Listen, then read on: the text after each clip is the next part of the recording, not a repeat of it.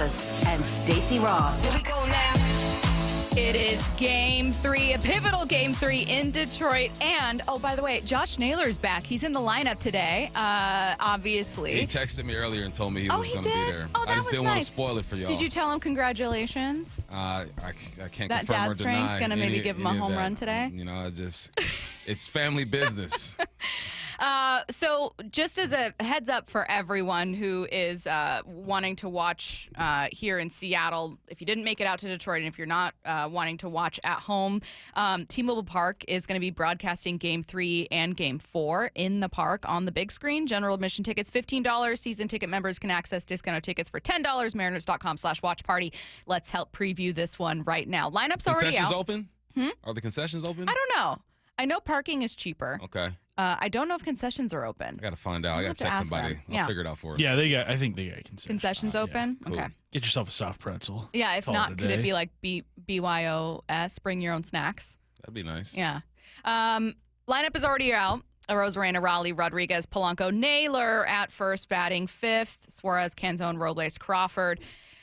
So you're guaranteed a 3 and 4. I think the Mariners can take these two. And you obviously want to avoid a 5, though a 5 is back here in Seattle. The most competitive LDS by far, you got the Dodgers 2 up. Let's go. Brewers 2 up, Blue Jays 2 up, and those have been dominant performances. More so the Brewers just dominating the Cubs, Blue Jays dominating the Yankees. Phillies Dodgers have been close. Phillies Dodgers has been close, Yeah. but Dodgers have taken both of those. And then you've got Tigers Mariners split. Anyone's game right now. Best case scenario to be able to take, obviously, Game 2, you'd be in a really tough hole to dig out of. But right now, 0-0 game. Heading into what could be a Game 1 of a 3-game series here. Take 2 of 3. That's what this is. Now, you're playing on the road. Tough for this one. 2 of 3 with home field advantage for Detroit. But guess what? You got the better team. I really do believe that. Taking care of business. You got to take that game on the road. Something that's been difficult for these guys, but it's a whole new season. That's why they call it the postseason, because it's not the regular season. It's a different post. season. It's after the regular that. season. So, Thank you. You know, you got to change your mentality. We got Walter on the mound today, and I just pray that everyone is focused. They're locked in. They play with that same passion and fun. Like, that's what this team does. When they're out there having fun, everyone's smiling and making plays, that's when they are at their best. They're not a button-up type of team. You know, they got a couple buttons unbuttoned on their shirts. You know what I mean? Yeah. Just like 1 or 2. 1 or 2. Let's talk about where these two teams are at heading into this one. So the Mariners entered into the postseason with one of the better offenses. They were number 3 league-wide in home runs. They were top 3 in stolen bases. They, for the first time in a while, were not a team that was striking out a ton. Still a lot, but not like leading the league in strikeouts. So we felt really good about the offense. Some questions about pitching. So far in the postseason, pitching has been pretty solid. You've surrendered just 5 runs over 2 games. You've split that against Detroit. Meanwhile, your offense is a little uneven. You've got Julio, who's 4 for 9 with a home run, 444 in the postseason, 1,300 OPS. Cal, 4 for 9. He's gotten, obviously, some singles, a really, really important double to get on base and be the go-ahead run there.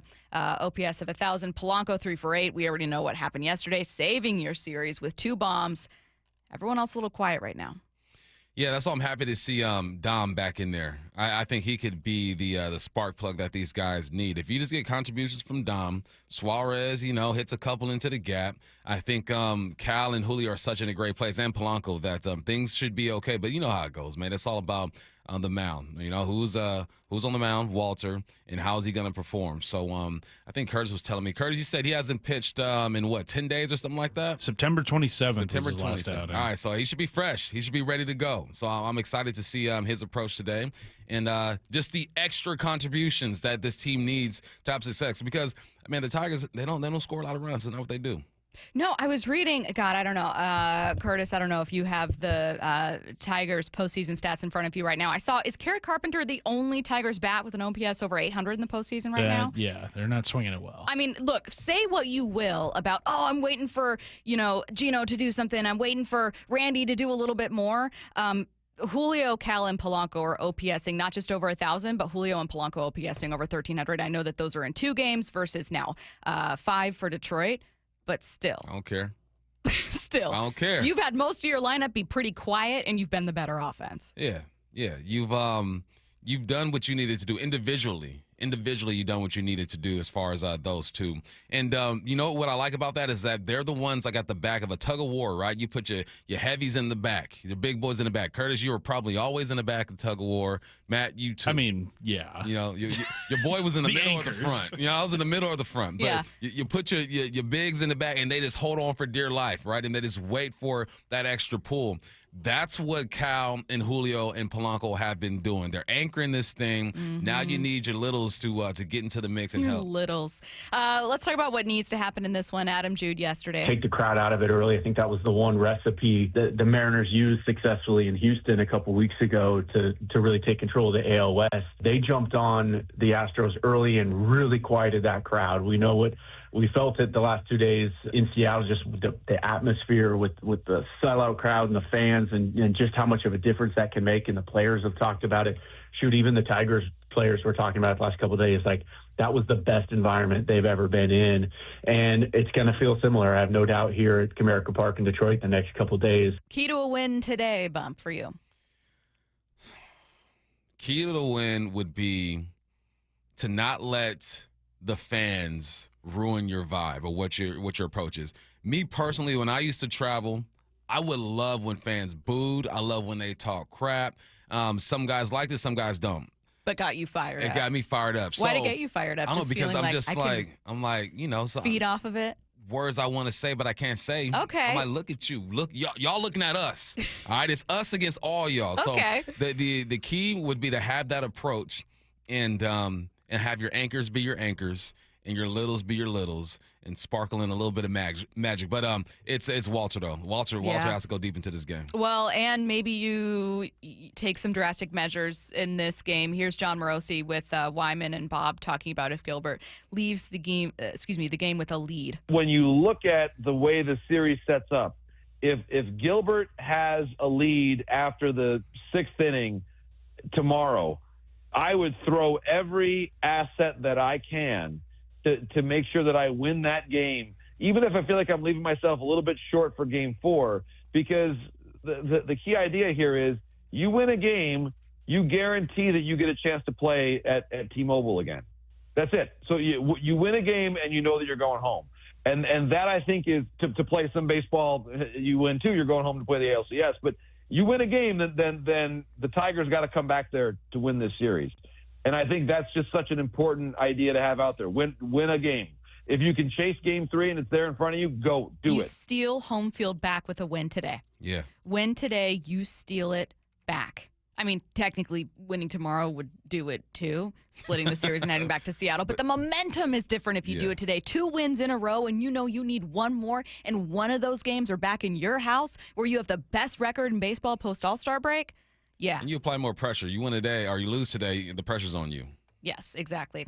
All right, so again, as a reminder, T-Mobile Park, you can watch Game 3 and Game 4 on the big screen. General admission tickets, $15. Season ticket members can access discounted tickets. Go to mariners.com/watch party to get your tickets today. Headline rewrites coming your way next.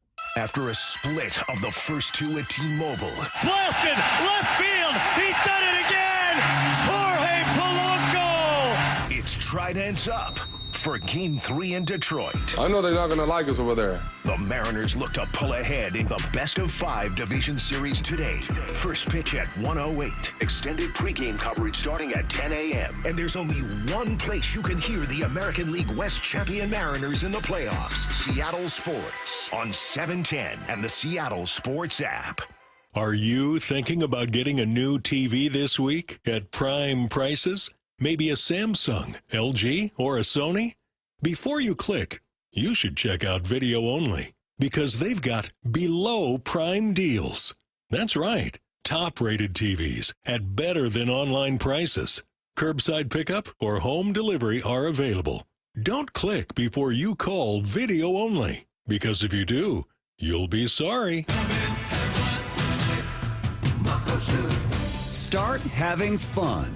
Caesar Sportsbook at Muckleshoot Casino Resort is your #1 place to eat, drink, watch, and have fun. Keep up with your favorite sports anywhere and everywhere on property with the mobile app. Visit muckleshootcasino.com today. Scan the QR code and let the play begin. You've heard the saying, you never get a second chance to make a first impression. Since 1926, my family's been helping local businesses make great first, second, and long-term impressions. We know how to make your company look good with quality uniforms, logoed apparel, floor mats, linens, and more. If you're paying for linen service or doing it yourself, let's have the conversation. The information and quote are free, but the savings and service can really add up. Visit suplinen.com. Superior Linen Service. It's what we do. This March, Wendy's is fueling the madness with amazing deals on their hamburgers made with fresh, never frozen beef. Like a juicy Dave's single for $1 and a fresh $2 Dave's double with in-app offer. It's such a good deal, we wrote a little ditty about it. Get it for $1. Dave's single, order in the app.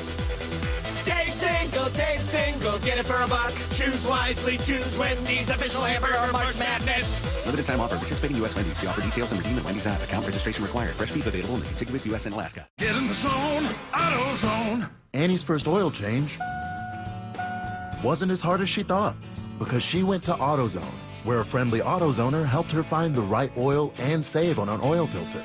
He explained the job and showed her free how-tos on AutoZone.com. When she was done, AutoZone recycled her old oil for free. No hassles, just help.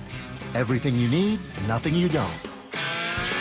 Get in the zone, AutoZone. Restrictions apply. That's the ease at which you get information. You want it, you get it. Like that. Ask your phone. Group chat. Smartphone. You're always connected and informed in real time. No waiting. So if you're diabetic and still using finger sticks to read your blood sugar, what are you waiting for? Knowing your blood sugar levels instantly is important for managing diabetes. Call US Med at 888-665-0696. To learn more about continuous glucose monitors, a real-time instant method to track your blood glucose, US Med is an approved provider for Medicare and over 1,000 private insurers. And the best part? Call 888-665-0696 and we'll give you a free insurance benefits check today. So call 888-665-0696 today. That's 888-665-0696 and manage your diabetes as easy as... This is the home of the Seahawks. Going to let one fly deep. Got a man out there. Ball is caught down at the 10-yard line, and it's JSN. Seattle Sports. Michael is in his 70s, and he was dealing with an injury. I had tears in my rotator cuff. Just the discomfort of going about everyday life. Day-to-day things were not comfortable or almost impossible, but just being inactive was troubling. He was in a great deal of pain. I started trying to learn how to brush my teeth with my left hand, and you can't do it. It was ridiculous. Searching for answers, Michael found Dr. Mark Wagner, MD, at Seattle Sports and Regenerative Medicine, where he underwent stem cell therapy. You know, I played basketball Monday, Wednesday, and Friday, and so I'm getting my shot back. It's not back to where it was, but hey, before I couldn't even do anything. So 100% improvement of what it was. Wow, that's great to hear. Would you recommend stem cell therapy to others? I can share without a doubt that it helped me, and I'm grateful for that. Whether it's a shoulder, hip, or knee, before you choose surgery, consider stem cell therapy with Dr. Mark Wagner, MD, at Seattle Sports and Regenerative Medicine. Schedule your consultation at drmarkwagnermd.com. Hey, Brock Hewitt here. For my friends at PCF Construction, it was a couple years ago. We were seeking a complete outdoor living space. Molly wanted a new deck. She wanted to really make our outdoor space pop. And boy, am I glad we called PCF. Why? Because whether it's a very specific project or outdoor living, like an underdeck ceiling, deck, patio cover, railings, PCF has you completely covered. You know, Molly's an interior designer. She knows construction. She knows attention to detail. And PCF, they checked every single box along the way. And right now is the time to make the call. Up to $6,000 off your project, plus no payments and no interest until 2027. And you can save an extra $1,500 when you bundle your deck with a patio cover. Find all the offer details, get project ideas, and browse photos at pcfgroup.com or simply call today at 425-629-8476. That's 425-629-8476, pcfgroup.com. Extra, read all about it. Headline rewrites. We must make headlines. The real story behind the headlines in today's news with Bump and Stacy. Headline number one. Got a trade in the NFL today. Quarterback trade. just moments ago, NFL Network's Ian Rappaport reporting that the Bengals are trading for Browns quarterback Joe Flacco. What's the real headline? The first and second place teams in the AFC North are now being led by quarterbacks in their 40s. Let's go, 80s babies. 80s babies. It pains me to know that 80s babies has now transitioned to people in their 40s. Yeah, man. We're there. I'll be there. I shouldn't even say months. has now. It's been there for a few years. It's been there for a little bit. For a while. This feels like when in high school, like when you switch friend groups. You know, something happens. You don't rock with these people anymore. Maybe you've grown out of that group, and now you're at this different friend group now. You Wow. know, You've lived a popular life. I mean, I've had the same friends forever, but I've seen it happen. You know what I mean? Sure. Not from experience. I've seen this happen.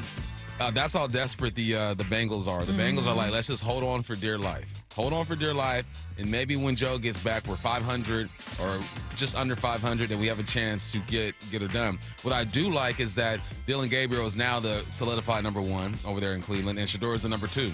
So, they're starting to sort itself out over there with the Cleveland Browns. Started off with 4 quarterbacks. Now you're down to 2. It's absolutely insane. I also just look, I know we're going to talk about this when we have Rob on a little bit later because we want to be able to ask him about the rest of the league and kind of what's going on. The start of this season has brought a little more parity than I was expecting, which has made viewing it so fun. And there have been so many fun surprises, but that's also left some teams that have typically been dominant in really surprising places. If I were to say it's week 5, guess who's leading the AFC North? Are you even hesitating before you say, oh, it's got to be between the Bengals and Ravens? I'm guessing Ravens. Yeah. You're not even hesitating. Nope, 1-4. Look, they got a tough schedule coming up. The Ravens or the Bengals? Packers, the Bengals. You got the Packers, you got the Steelers. Ooh. Lines up with the Jets. The Browns are kind of weird. You know, they're figuring Revenge some things game, out right though, now. for Flacco. Oh yeah, so this should be fun. Headline rewrites. Headline number 2, the 4-1 Jags used an insane Trevor Lawrence touchdown in the last minute of the game to beat the Chiefs in Monday Night Football. What's the real headline? Oh, yes, that's right. The Jags beating the Chiefs and the Patriots beating the Bills is something we all saw coming in week 5.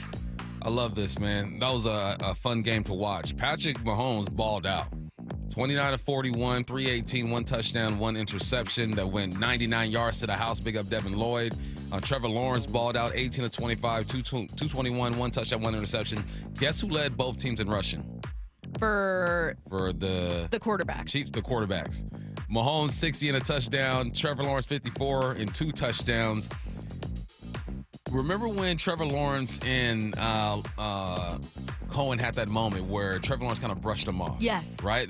Look at the relationship grow. Yeah. Right? They went through some hard times. That's on growth. They're growing. They're performing. Liam Cohen must be the man in Jacksonville right now. I was wondering, so after Baker Mayfield showed out, obviously, with a phenomenal game, 87% completion percent, we all saw it, we don't need to go over it, and he had kind of quietly been having this dark horse MVP campaign. I was wondering, if the Jags really struggle or kind of completely fall off or what have you, are there going to be conversations about, well, God, Baker Mayfield looks pretty good without Liam Cohen? Was it the Bucs or was it Liam? Which is incredibly unfair because a first-year head coach taking over an organization that's failed is inheriting a completely different roster. So I'm almost happy for Liam Cohen. It ain't completely Liam Cohen different. that this happened. A lot of guys you depend on are still there. Well, no, I'm saying that the Bucs roster is overall Bucs, more talented and deeper than the Jags. It's a tougher situation, so it's hard to completely gauge. But also, suddenly the AFC South, Hey, the Colts and the Jags, the new South. Yeah. Headline rewrites. Headline number 3, the Dodgers have the Phillies on the brink of elimination after taking a 2-0 series lead in the NLDS. What's the real headline? Always great to see a plucky underdog like the Dodgers succeed with their $400 million payroll. It's tough, but you got to go on the road and win these games. Yeah, no, that's tough. It's really tough Hard for the out Dodgers. there. It's hard, yeah. Hey, Philly's nice though. Yeah, and that the environment Phillies is are crazy. so good. Then Dodgers, good for them. How much money did Philly spend? They up there too though. Not as much as the Dodgers. Nah, but it's hard out here. I like being an underdog. I like going on the road and being resilient. Shohei didn't have a hit. You're not the underdog. Shohei didn't have a hit the first game. Oh my you know what I mean? God. It's hard out here for Dodgers. Freddie had to save the day. This is how insane the payroll is. Dodgers payroll is, again, they have $50 million on injured, but $350 million.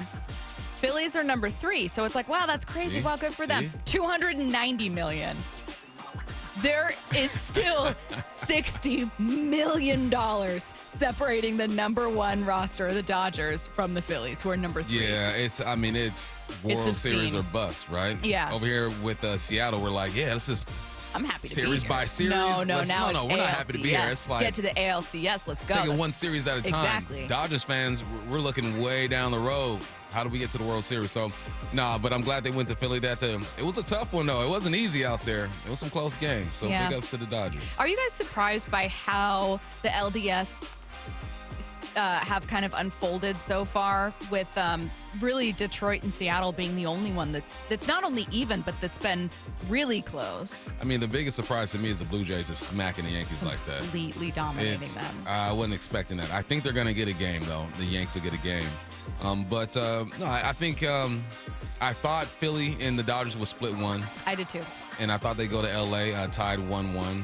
The Brewers, they're up 2-0. That doesn't surprise me, but it does. I was talking to one of my producers in California about it. Yeah. And he's like, look, the Brewers, and he started convincing me how great they were, and I had to remember that they were one of the hottest teams in the game for a while. But still, the Cubbies have been pretty good, too. I think this is what I wonder. After we saw every single wild card series, with the exception of Dodgers over Reds, go to 3 games and have some surprises, are we now going to see every divisional series except for Seattle's be a sweep?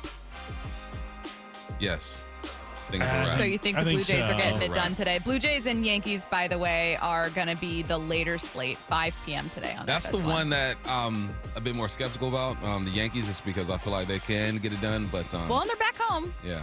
So did you guys also see that Yankees fans are accusing the Blue Jays of cheating? Naturally. That's just a House card one. Yankees fans love to They play. are convinced that so they were looking at the home road. I was doing a deep dive on Twitter to see what's going on here. So there are a couple things from what I gather. Again, I'm not part of the Yankee fan community, but from what I was seeing, and this isn't prominent fans. Like, this isn't like John Boy talking baseball guys. These are people on Twitter. They think that the home road splits for the Blue Jays are suspicious, which is lame because home road splits are completely natural. The vast majority of teams perform better, if not every team performs better at home. And the Phillies have been better at home. The Mariners have been better at home than have the Blue Jays. Either way, they think that the Blue Jays are suspiciously good at home, and they think that there's advanced cheating, not just sign stealing, but like advanced cheating happening, because how could they possibly put up this many runs against the Yankees? Stop crying. I'm going to answer this question because I've been asked it a lot of times. Bump, Mariners Dodgers World Series, who are you rooting for? You have to choose up. I'm rooting for the Mariners.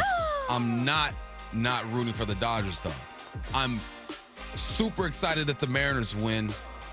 I'm just kicking back if the Dodgers win. I'll be way more excited. I'll be way more nervous for the Mariners than for the Dodgers. So I'm leaning Mariners because it's never been done before. You have to choose. I'll probably. You have to choose. I'll go Mariners. One of us. I'll go Mariners. One of us. I'll go Mariners. But if the Bum Dodgers knows- win, I ain't mad, though. Your bum knows where the paychecks come from. Let's see what's on tonight.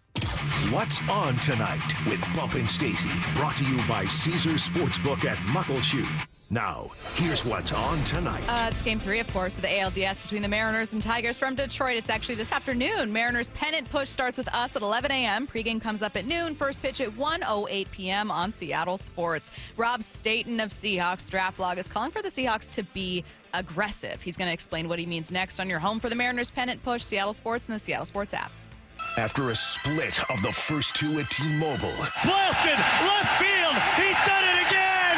Jorge Polanco. it's Trident's up for Game 3 in Detroit. I know they're not going to like us over there. The Mariners look to pull ahead in the best-of-5 division series today. First pitch at 1:08. Extended pregame coverage starting at 10 a.m. And there's only one place you can hear the American League West champion Mariners in the playoffs. Seattle Sports on 710 and the Seattle Sports app. Things are getting spooky around here. Bump here, and fall is my favorite time of the year for obvious reasons. Football, baseball, playoffs. fall golf and the leaves are turning and people wearing all these weird costumes for Halloween. What is not to love?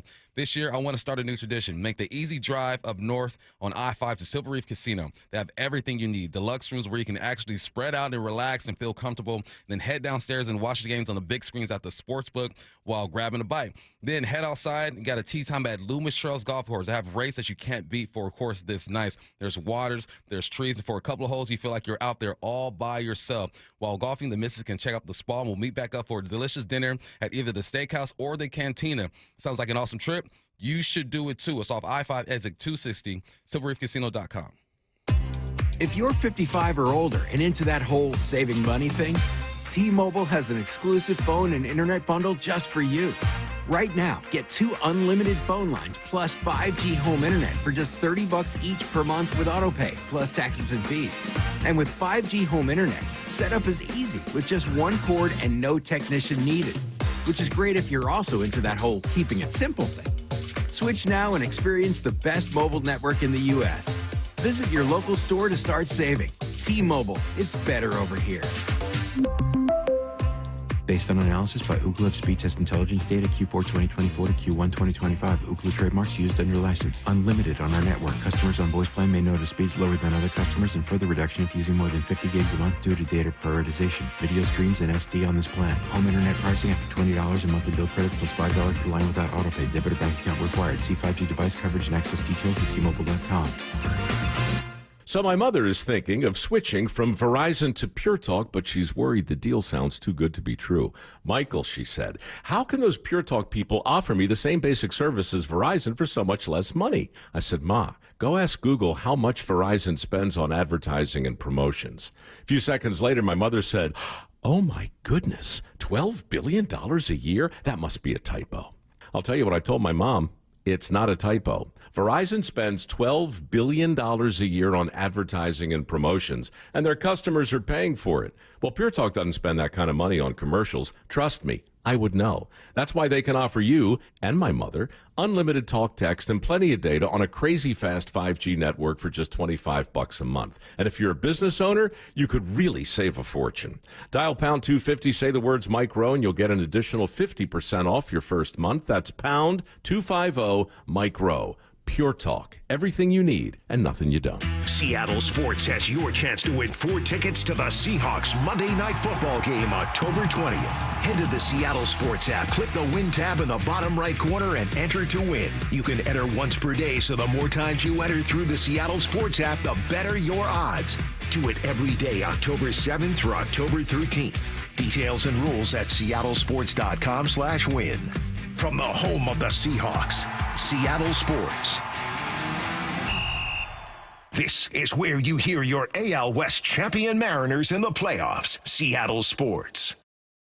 This is for all you guys on Viagra. ED pills are no longer needed. The brutal side effects like 4-hour headaches, blurred vision, and that flush feeling can all be put behind you with our treatment. Here at West Coast Men's Health, we have a better approach to ED. Acoustic wave therapy creates blood flow circulation by safely removing the plaque in your arteries and restoring function naturally. Guys, let me be clear. Pills will never fix your problem. Our equipment is the latest technology, and our medical staff is the best in the industry. So give West Coast Men's Health a call today.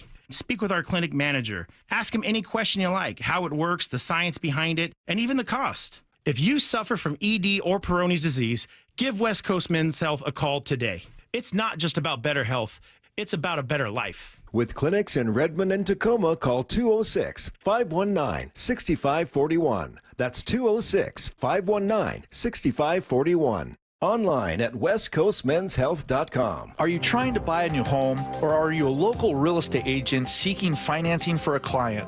We're all tired of dealing with banks, credit unions, and endless guidelines. Wouldn't it be nice to go back in time when we had common sense lending? Hi, I'm Scott Rureka, CEO of Legacy Group Capital based in Bellevue. We are one of the largest local private portfolio lenders in Washington. We've helped thousands of home buyers and real estate investors reach their financial goals by leveraging the Legacy Common Sense borrowing platform. What that means is we lend our own money, we make our own decisions. If your deal makes sense, we'll get it done. Whether you're purchasing a new piece of real estate or refinancing an existing loan, bridge loans, construction, or regular home loan, it doesn't have to be as difficult as banks and lenders make it. If you're trying to grow wealth through real estate acquisition, come talk to the experts in private lending. Call 425-635-4700 or LegacyG.com. Legacy Group Capital, your common sense lender. LegacyG.com. From the Quantum Fiber Studio. This is Bumpin' Stacy. Weekdays 10 to 2. On Seattle Sports and 97.3 FM HD2. Rob Staton of Seahawks Draft Blog joining us right now. And Rob, I got to say, if there was like a good way to lose, maybe I'm alone here. If there was a good way to lose, I'll say it's in a really, no surprise from a former player, it's in a really, really exciting shootout. I'll start with this. I want to talk about Sam Darnold and I want to talk about the offense. Do you think that there was some positive to come from this for Sam, for the offense, when it comes to outside perception of what this Seahawks team can do? I think there's a massive positive to take from this game from the offensive point of view, like you say, because people are going to look at Sam Darnold now and they're going to think, well, look, I never expected the Seahawks to win the Super Bowl this year. It'd be great if they could, but really for me, this was about coming out of this season feeling like maybe in the future it will be possible. And the best way to make that possible is to have a franchise quarterback. And if Sam Darnold can continue to play at this level, then there's absolutely no doubt that the Seahawks have got their quarterback for the next few years. And if people sort of acknowledge that, are prepared to sort of see that now, then I think that's a big positive from this. And then the other things, like Jackson Smith-Njigba again showed that he's a top 5 receiver. The supporting cast is showing that they're more than capable of supporting him. The offensive line is vastly improved. Like, it felt like every week last year we were all talking about the Seahawks offensive line. And I don't think we talk about it hardly at all at the moment because they're playing at a much improved level. They've got the offensive coordinator hire, right? The running game is coming along. So from an offensive point of view, there's a whole ton of positives there. So that is the big good news story from this game. Rob, I obviously went back and watched the film and trying to figure out what's going on with the defense. And really, this looked like they didn't have their guys out there. You still got to make plays. You still got to be where you're supposed to be. How would you assess the defensive performance? I think justifiable. That's not to make excuses for anybody, but when you have so many players injured, and Bump, you will know more about this than me, but it feels like Mike McDonald's system is everything's connected. So if your coverage isn't working, it makes it harder for the pass rush. If the pass rush isn't working, it's going to make it harder for the coverage. I guess that's kind of generically for football anyway. But when you take 2 pass rushers off the field and you hammer your depth there, and then you have got 3 players in your secondary who are not available to you, who ideally would be, it's going to be really difficult to play a guy like Baker Mayfield. Now, that doesn't excuse some of the poor performances from the players who filled in. I think there's probably a bit of a question to be asked there as to why the Seahawks have, so much money in cap space, nearly $22 million in effective cap space, and they have not been able to bring sort of better depth for their defensive players during the summer so that they don't have to rely necessarily on young players or players, if we're being really honest and a bit brutally honest about it, are probably not ready to start in the NFL quite yet. But it is what it is. Like, they did not have their key starters available in key positions. Baker Mayfield exploited that. It's disappointing when you score 5 consecutive touchdowns on drives at home and you don't win the game and your quarterback plays at an amazing level. And that will be incredibly frustrating. But again, there maybe is some justification as to why that happened. Have you had kind of a theory as to what that cap space might be being used for? I know that John Schneider's kind of knocked it out of the park with midseason trades. I don't know how much of that would come into play for something like that, but it's interesting that you mentioned that. And just a follow-up I'm thinking of now, because we've had a couple questions about it, and I remember thinking, oh, really? That's surprising to me. So have you been kind of focusing on that and wondering what it might be used for? Yeah, I have, because I think there's a few players who are going to need to be paid. They're coming towards the end of their rookie contracts, and you're going to need a lot of money because players who are on a few $1 million at the minute are going to be getting a lot more in the future over the next sort of 18 months, 24 months. So rolling some of that cap money over into next year is something that teams do. The Seahawks have not generally done that in the past, and they may be trying to save that money for big extensions that are around the corner. But here's an example for you. They had a cup of coffee with Rasul Douglas this summer. Now, maybe Rasul Douglas is not a fit for them. Maybe he just came into the building and thought, do you know what? We're not going to go in that direction. But he signed for the Miami Dolphins for $1.5 million. That's his cap hit this year. He's playing pretty well for the Dolphins right now. He's starting for them. He's playing pretty well. You kind of just think, and I know it's it's sort of recency bias because we've just had this Buccaneers game. But you think, could you not have done with somebody like that? You know, just backing up your cornerbacks, kind of having somebody like that on the roster who could potentially come in so that when you need somebody to make a play in the fourth quarter to help you secure that win, especially after Sam Darnold makes that incredible fourth down touchdown, and you then think, right, can you get another stop here? Can your defense help you win this game? And it's just like a hot knife through butter instead. You know, can you not go and sign somebody like that? Because $1.5 million is not going to prevent you from signing Charles Cross next year or Ken Walker or any of these players that you want to sign. So I think that's why they're saving the money for the future contracts. But I think you could definitely question why they've not done more to improve their depth on the defense.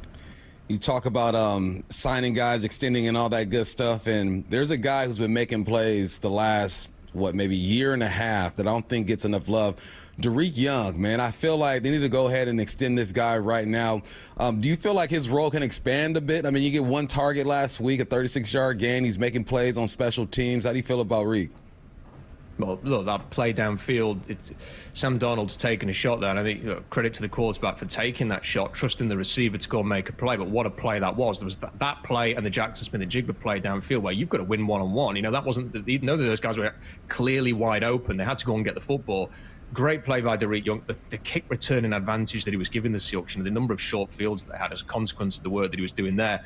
Yeah, I think he is one of those players who has always had a lot of promise. We feel like we've been talking about him for a while. Like if you could just sort of get him out there, keep him healthy, get him out on the field, that there's a role to be played. And he is definitely somebody, but like he looks like an exciting player when the ball's in his hands. So I think it's indicative of the young talent they have at the weapons and the kind of things that sort of these players are doing. And it would be good to sort of see him develop his role over the coming weeks. Want to get back to just kind of the moments after that loss and a conversation about Mike Macdonald. I did appreciate, as would anyone, and this is kind of standard, that a head coach steps in front of a mic and says, this is my fault. I take full responsibility. Anything that happens on the field that was bad is because I didn't prepare my players. Did you see it as a Mike Macdonald issue, though? Because I don't know about you. I can guess your answer. But for me, I left feeling like that was 60% injury bump and I talking about it, as opposed to Mike Macdonald having an issue with scheme or coaching or teaching. What he's done through a season in 5 games has just been so impactful. But what do you think? Well, I think if you'd have asked anybody last week, have you got any issues with Mike Macdonald, the way that he calls the defense? Laughed in your Most face. people would have just laughed in your face. Yeah. Exactly. So you have this one game, and it's a perfect storm, isn't it? You're coming up against Baker Mayfield, who might be it's very early in the season, but the guy that everyone's talking about, leading early contender for MVP. Emeka Egbuka's an unbelievable player.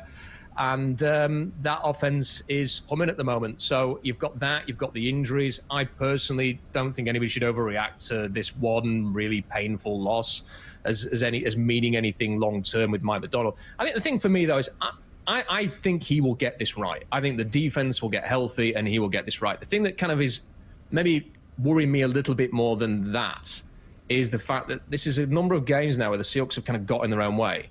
I think they blew the Niners game in week 1.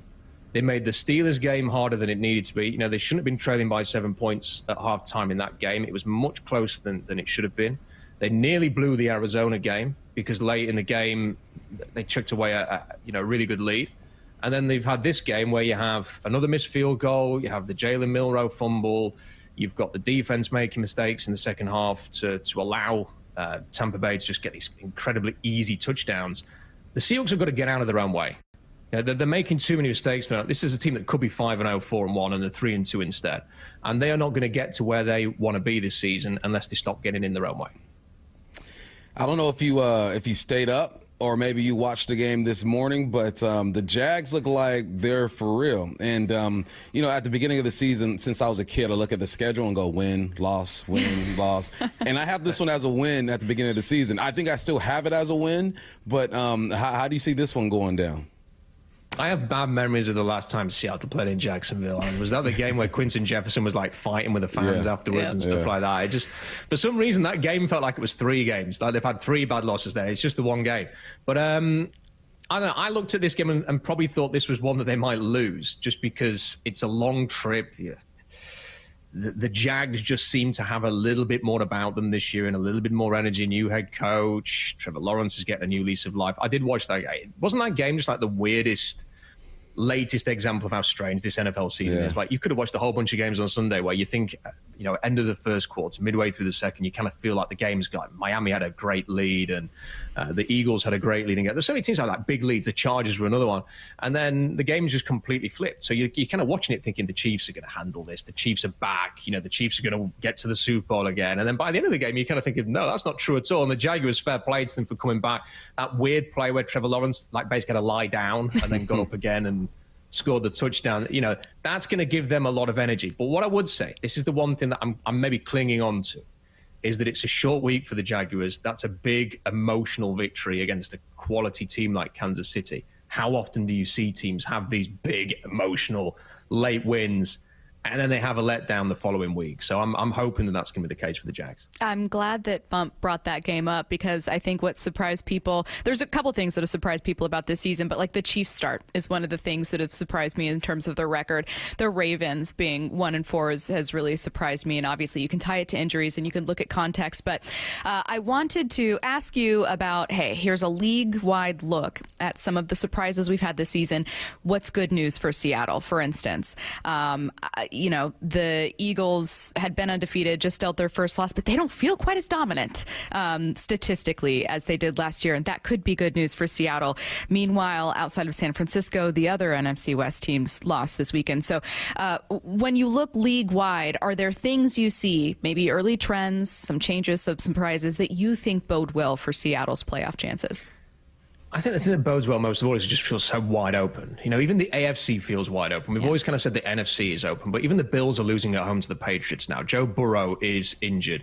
The Ravens have just the whole team is injured at the moment. So it feels as if we could easily see a Super Bowl this year where there are two teams playing each other that nobody would have predicted, like in May, for example. It feels as if that opportunity is there. So my thought on this is there's no reason why the Seahawks can't be in the mix. If they can get a running game going, if Sam Darnold continues to play this way, I do think the defense is going to be a lot better. The thing that I want to see from them, I want to see them be a little bit aggressive here. I want to see them go out and sort of go and make a deal or two to improve this defensive depth, whether that is a pass rusher, whether that's a linebacker to help the depth there and maybe play next to Ernest Jones. Maybe it's another cornerback or another safety, whatever it is. I've studied this draft class that's coming up next year. I've got 96 players on the board that I put together. There's going to be 300 players on it by, March. Right now, there's 96. This is not looking like a very deep or a very exciting draft class for 2026. If there was ever a year to say, we're going to be a little bit aggressive here, we're going to go and get somebody to help this team, I think it's now. And given this team has done that in the past, Ernest Jones, Leonard Williams, I think they're going to do it again. And I think the teams that are prepared to roll the dice, be a little bit aggressive here, are the ones who are ultimately going to take advantage of the fact that this is a wide open NFL season. And I think if the Seahawks can do this and they can get it right, they're going to be in the mix. They will be in the mix with the way that certain players are playing right now. Sticking with this is a wide open NFL season theme. You come into the season, the Ravens are going to be good. They're down. The Bills are obviously still playing some good ball, but they're not who we thought they would be. So a two-part question. Who do you think is the best team in the NFL right now, and which quarterback is playing the best right now? I have my idea. I'm interested to hear who you think or what are the answers to those two questions. Best quarterback, Baker Mayfield. But I think Sam Darnold's not that far behind. The thing that Baker Mayfield does is that I think he's the most exciting player to watch in a minute because you never quite know what he's going to do. Now, sadly, against the Seahawks, we didn't see the other side of that. But Mayfield the week before against the Eagles was brilliant until he threw a horrendous red zone interception and maybe cost his team the chance to win. And that kind of yes, no, yes, with Baker Mayfield is kind of what makes him really exciting. And unfortunately against Seattle, it was just too easy for him. But he's probably playing the best. I don't think Sam Darnold's that far behind. Sam Darnold might be playing as well as him. It's just that he's just been a bit unlucky, really. The play against the Niners, the play where it's come off the helmet, he's throwing the ball into the turf and it hits someone's helmet and just elevates enough for a defender to make a good play. Very unlucky. Nick Bosa made a play in week 1. What a surprise. He's an elite pass rusher. So I think they're the two players who've kind of impressed me the most at quarterback. Who is the best team? Wow. It could be one of about 10 teams right now. You could make the argument that the Bills are the best because Josh Allen, but then there's so many problems with the Bills. You could make an argument that, the Eagles lost their game against the Broncos, but they're still loaded roster, got everything they had last year, saw them make a run late on last season, you could make the case for the Eagles. You could even say, for the fact that the Niners are being so well coached as they are and dealing with all of these injuries and what Kyle Shanahan and Robert Saleh are doing, that maybe they're in the mix as well, despite everything. I don't know. It's so unbelievably open right now that I don't think there is a top team. And I think we're probably going to have to wait 2 months to realize who these big contenders are. I think this could be the most exciting playoffs we've had in years, where you are going to end up with 2 to 4 teams you didn't fully expect to be there who will believe they can win a Super Bowl. And I'm clinging to that. If the Seahawks had won this week, I think people would be talking about they're a contender. Yep. They're a legit contender at 4-1. And that's the frustrating thing, that there's no reason why we shouldn't still have that conversation. But they didn't win. The Bucs did. So the Bucs are going to get that love, and the Seahawks aren't. Hey, before we let you go, I got Dak Prescott and the Detroit Lions. Oh. Stop. In the Super Bowl? No. Best quarterback. Best team. Okay. Answer the question. I would like to change my answer to what Bum just said. That is a great call. Dak Prescott playing very, very well. I mean, look, they didn't play much of a team at the weekend. The Jets looked terrible, but Dak Prescott's playing very well. And the Lions, I don't know, I feel like I'm sleeping on the Lions a little bit just because of all the coaches leaving last year. Like, you just kind of think, they're not going to be the same. And they lost to the Packers in horrible fashion, but since then they're back to being the Detroit Lions. So I think that's a great shout. That they're a team that can score on anybody. So can't believe I gave a Cowboy love. You really did. Can't believe it. But it's fair. We were talking about, again, before we let you go, we were talking about quarterbacks that had just been surprising, and we were looking over this list of like best in EPA per play, and the Daniel Jones, Baker Mayfield, who we've been talking about. So no shock there, obviously. Josh Allen, no shock. Sam Darnold, Drake May, and Dak Prescott all included. Drake May, I mean, I wouldn't say like maybe leading the quarterback conversation, but like, if Baker Mayfield's going to be a dark horse candidate for an MVP conversation this year, Drake May very quietly, that connection with Hunter Henry looks good. It's been really fun this year. Yeah, surprises have been so fun. Okay. He is Rob Staton of Seahawks Draft Blog. You talking about the draft class already has me excited for what the midseason trade acquisitions could look like. So, oh my God. All right, Rob, thanks so much. We appreciate it. Let's head to the station for Hype Train. All right, Randy Arozarena against today's starter for Detroit, Jack Flaherty, has 2 home runs. In fact, he's 3 for 8 with a double, 2 home runs, a walk, hitting .375 with an OPS of over 1,700.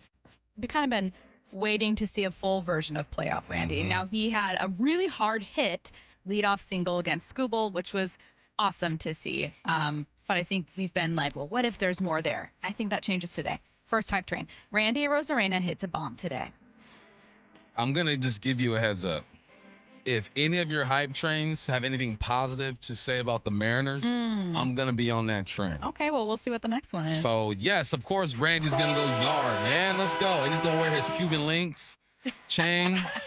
He'll be smiling. He's going to do his pose at third base. It's going to be all good. Let's go. Randy Arozarena hits a homer today, which would be his 3rd against Flaherty. Curtis, are you boarding? I'm boarding as well. I think he goes yard. I think Jack Flaherty, who is a bit of a hothead on the mound, unravels after that moment, and the Mariners have a nice little victory on their hands today. I think Randy Arozarena is going to be a big factor. Neither team has scored more than 3 runs in a game so far in this series. I think that changes today. Now, this has been a fairly polite series. You think we see benches clear? No, I'm just thinking Flaherty, But what if Flaherty gets mad and then hits Cal? Oh, well, then I think you get some benches clearing. Yeah. I think you wait till after Logan Gilbert exits the game, and then if you bring in like Emerson Hancock or something at that point, somebody who like you're probably not banking on to pitch big innings in this series, like then it's like, oh, something's up here. Yeah, see what's happening here. Yeah, I think so. Obviously, it was my Hype Train. Everyone aboard that one. Next up, Bump Your Theory is going to get tested here because I wouldn't say this is positive or negative. This series goes to 5. No, it ain't going to 5. What? So yes, it's going to 5. That means yes, it is going to 5. Well, the Mariners could win the next 2, and it won't go to 5. I was confused. No, it's not going to 5. Not going to 5. Not going to 5. You have them winning the next 2 games. My bad. Matt, can we cut that and just have? No, the series isn't going to 5. What? The series goes to 5. Bump is not boarding. You think it gets done because the Mariners take the next 2 in Detroit. They chill in Detroit. They celebrate in Detroit. Okay. The series is going to 5. Wait, what? Curtis, are you boarding this train? Oh, no. I will board this train. I think the Mariners get it done today, and tomorrow they'll be playing with house money because, like, if you lose, you're still going back to Seattle. Unfortunately, you'll be going back to Seattle to play Tarek Skubal. But, yeah, I think these two teams just have been very even throughout. I think that continues throughout the entire series. So I think it does go to a 5th game on Friday. So boarding that train. I don't think it does. I think that you have a low-scoring game today. Mm-hmm. And then I think the bats heat up. It's a little warmer tomorrow. No rain in the forecast. No rain in the forecast tomorrow. And I think you wrap up the series with a win, and you also do it in a bit more emphatic way with your bats. Only want to board that one. Next up. Blue Jays outscored the Yankees 10-1 in their first matchup, then outscored them 13-7. Now they're heading to the Bronx to take on the Yankees for what could be a sweep. First pitch is going to be at 5:08 p.m., and they do it. Blue Jays sweep the Yankees. I want them to do it, but I feel like the Yankees got it in them. You know, they got it in them to win at least one of these things. So, I'm not gonna hop on that, but I think it's possible. Okay, Bump not boarding this one. Blue Jays sweep the Yankees. He thinks the Yanks get one done today. Maybe it's a gentleman's sweep. Curtis. I also think the Yankees get it done tomorrow, mainly because I want those Mariner ratings for our show. Wise man. Wise man. I know no one listening cares, but I very much care If the Blue Jays win happens. today, tomorrow's game gets moved to 4 o'clock, and we won't see any of that benefit. So for personal reasons selfish only. reasons. Yeah, I want to see the Mariners play at noon tomorrow. So how about this one? If the Yankees win today and end up taking one against the Blue Jays, do you think they can rattle off 2 more wins, or do you think the Blue Jays ultimately get it done? I think the Blue Jays ultimately they get it done. Yeah, especially if they go back to Rogers Center where they've been cheating. Yeah. They've clearly been cheating.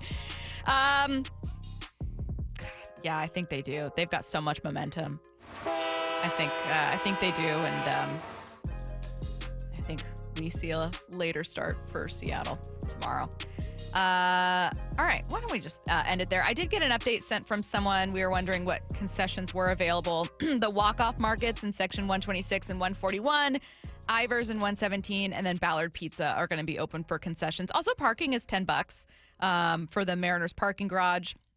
And you can still have Hatback Bar and Grill is open for post-game. Merchandise sections are still available. And again, tickets are $15. $15 for the watch party today, watch party tomorrow.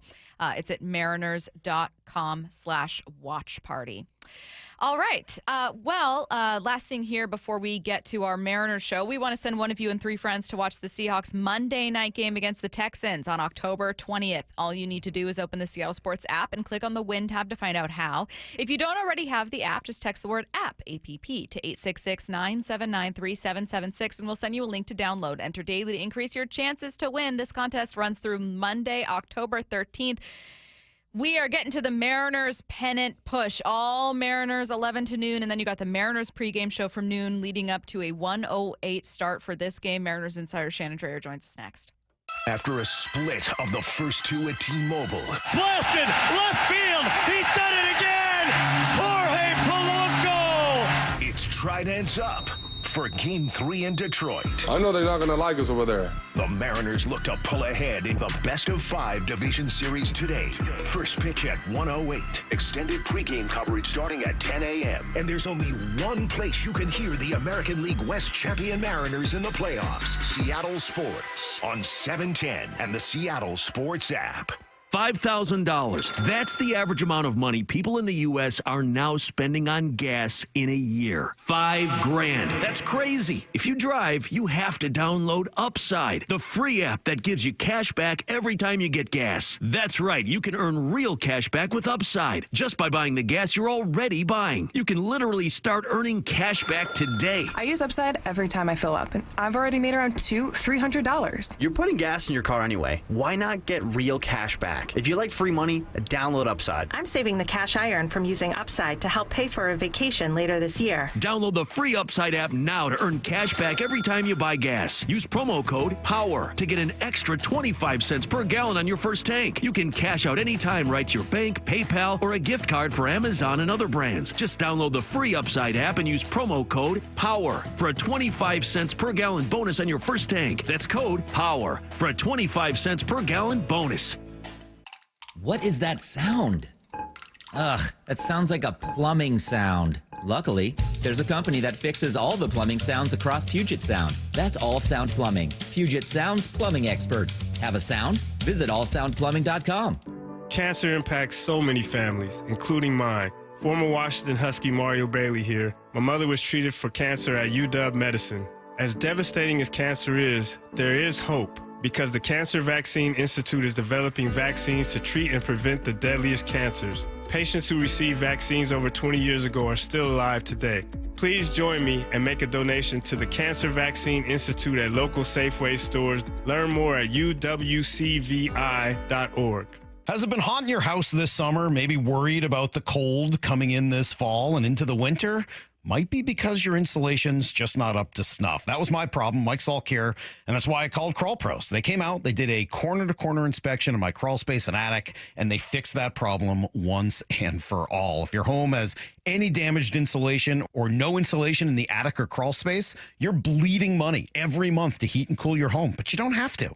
And even better, if you're a PSE customer and your home was built before 1990, you could qualify to receive a rebate on up to 95% of the cost to properly insulate your crawl space and attic. Yeah, 95%, but you gotta act now. Many of these rebates are ending at the end of this year, including the federal incentives. Let Crawl Pros come out and properly insulate your home before the cooler fall weather comes in. If you're worried about critters, mold, water damage, insulation, or anything else related to your crawl space or attic, call Crawl Pros or visit crawlpros.com. Makita's built for the pros who show up early, who don't do shortcuts, only precise cuts. With tools built to last, job after job, year after year. Performance that pays off. Because when the job calls for the best, you answer. And when you need the best, you call on Makita. Built to be the best. Available at the Home Depot. Get in the zone, AutoZone. Brad's day is off to a slow start. So he heads to AutoZone, where batteries are as low as $89.99. Sammy, a local AutoZoner, tests his battery for free. Looks like he just needs a charge. And Sammy does that for free too. In no time at all, Brad is back on the road, ready to finish the day strong. Free battery testing and charging at every store. No hassles, just help. Get in the zone, AutoZone. Restrictions apply. Ryan Roland Smith here. For more than 35 years, the NBA Health Insurance Trust has been helping local builders, contractors, and their employees save money and gain peace of mind. They offer customized group health plans from the state's leading insurance providers. Small and mid-sized businesses deserve big healthcare access. The NBA Health Trust brings you the coverage you want at a price you can trust. Find out more at mbahealthtrust.com. That's mbahealthtrust.com. Are you thinking about getting a new TV this week at prime prices? Maybe a Samsung, LG, or a Sony? Before you click, you should check out Video Only, because they've got below prime deals. That's right, top-rated TVs at better than online prices. Curbside pickup or home delivery are available. Don't click before you call Video Only, because if you do, you'll be sorry. Too many breakup songs getting you down? Put a little bossa nova in the playlist. Sometimes a different way is the better way. Like the SR 509 Expressway near SeaTac. Get a good-to-go pass to save $2 every time you use it, and on other toll roads in Washington. Baseball's postseason is here. Julio!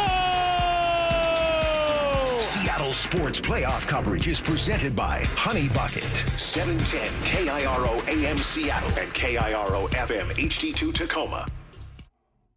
Seattle Sports Snapshot. It's Game 3, ALDS. Mariners taking on the Tigers in Detroit. 1:08 p.m. first pitch right now. We've got our eye on the forecast. Some rain happening. We're going to ask Mariners insider Shannon Drayer for the latest. She joins us in 30 seconds. Snapshot brought to you by Miller Lite. When it's game time, it's Miller time. Welcome to the Mariners Pennant Push, presented by Cheetos. The Seattle Mariners are champions in the American League West. 2 hours of special pregame coverage, counting you down to first pitch in the American League Division Series. It is on its way. It is history. Cal Raleigh stands alone. You are listening to the Mariners Pennant Push presented by Cheetos. Joining us now from Detroit Mariners insider Shannon Drayer on the Emerald Queen Casino Sportsbook Hotline. Shannon, how's it going? It's going, guys. So we have a lot of questions about this team, questions about the matchup, questions about pitching, but we have to start with the obvious one. Potential rain delay here. What's going on?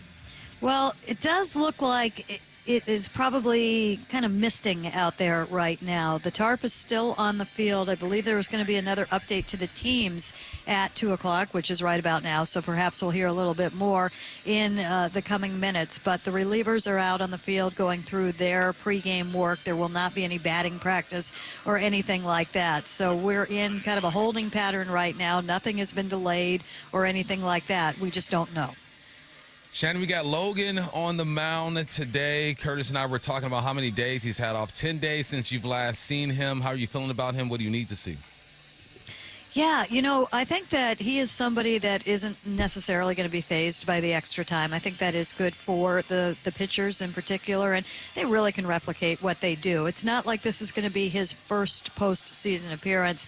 He'll understand that he's in a hostile crowd, and if there is extra, you know, that is something that he can feed off of. So I think that you're just going to be looking for him to continue on the path that he has been on, and the only thing that's been tripping him up at all has been getting into those long extended at bats when pitchers are able to foul him off. You know, he is, if he is on his game, somebody that is very hard to game plan for because he can attack hitters in so many different manners.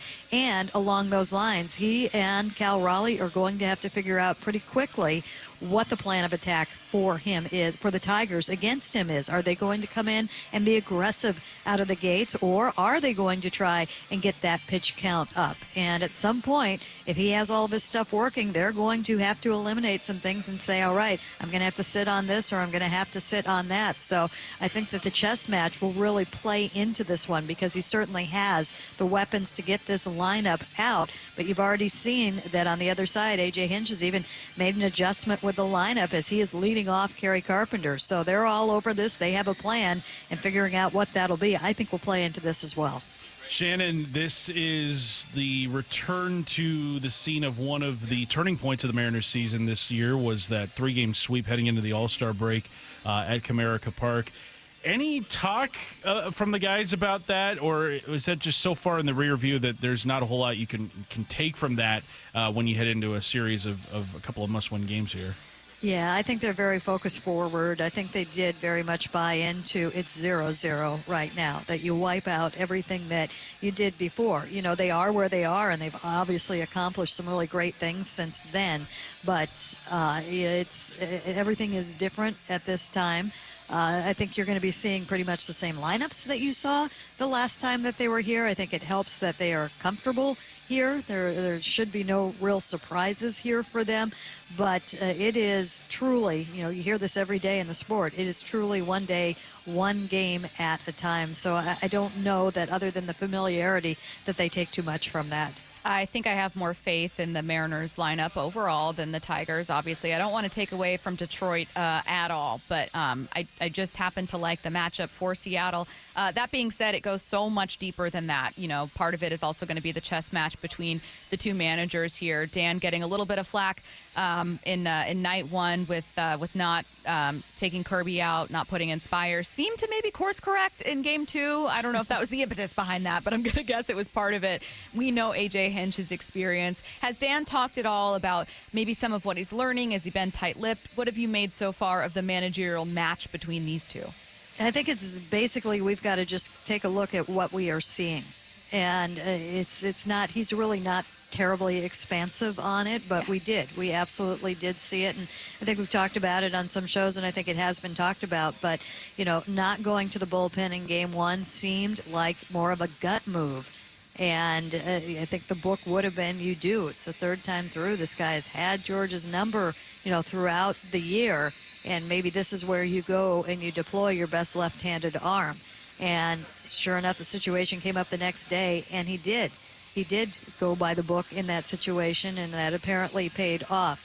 One of the interesting things is I had the opportunity to walk and talk with him a little bit, and one of my questions for him was just the bullpen and the way that he's using it right now. It is so different for them, not so much in the situations that they're coming in, but how they are being used. You saw Gabe Spire with the up and down in game one, and that's something that he normally doesn't do. And then he came back and did it again the next day. You saw Andres Munoz pitching 2 innings for the first time, and nobody blinked an eye. And he said that basically they have been preparing for this all season long. And if you look back, he didn't say this, but I'll point out, if you look back at all the times when you wondered why this guy wasn't being used in this situation or this guy wasn't being used in another, and every single game that seemed to be the biggest game of the season before the month of September, there could be question marks.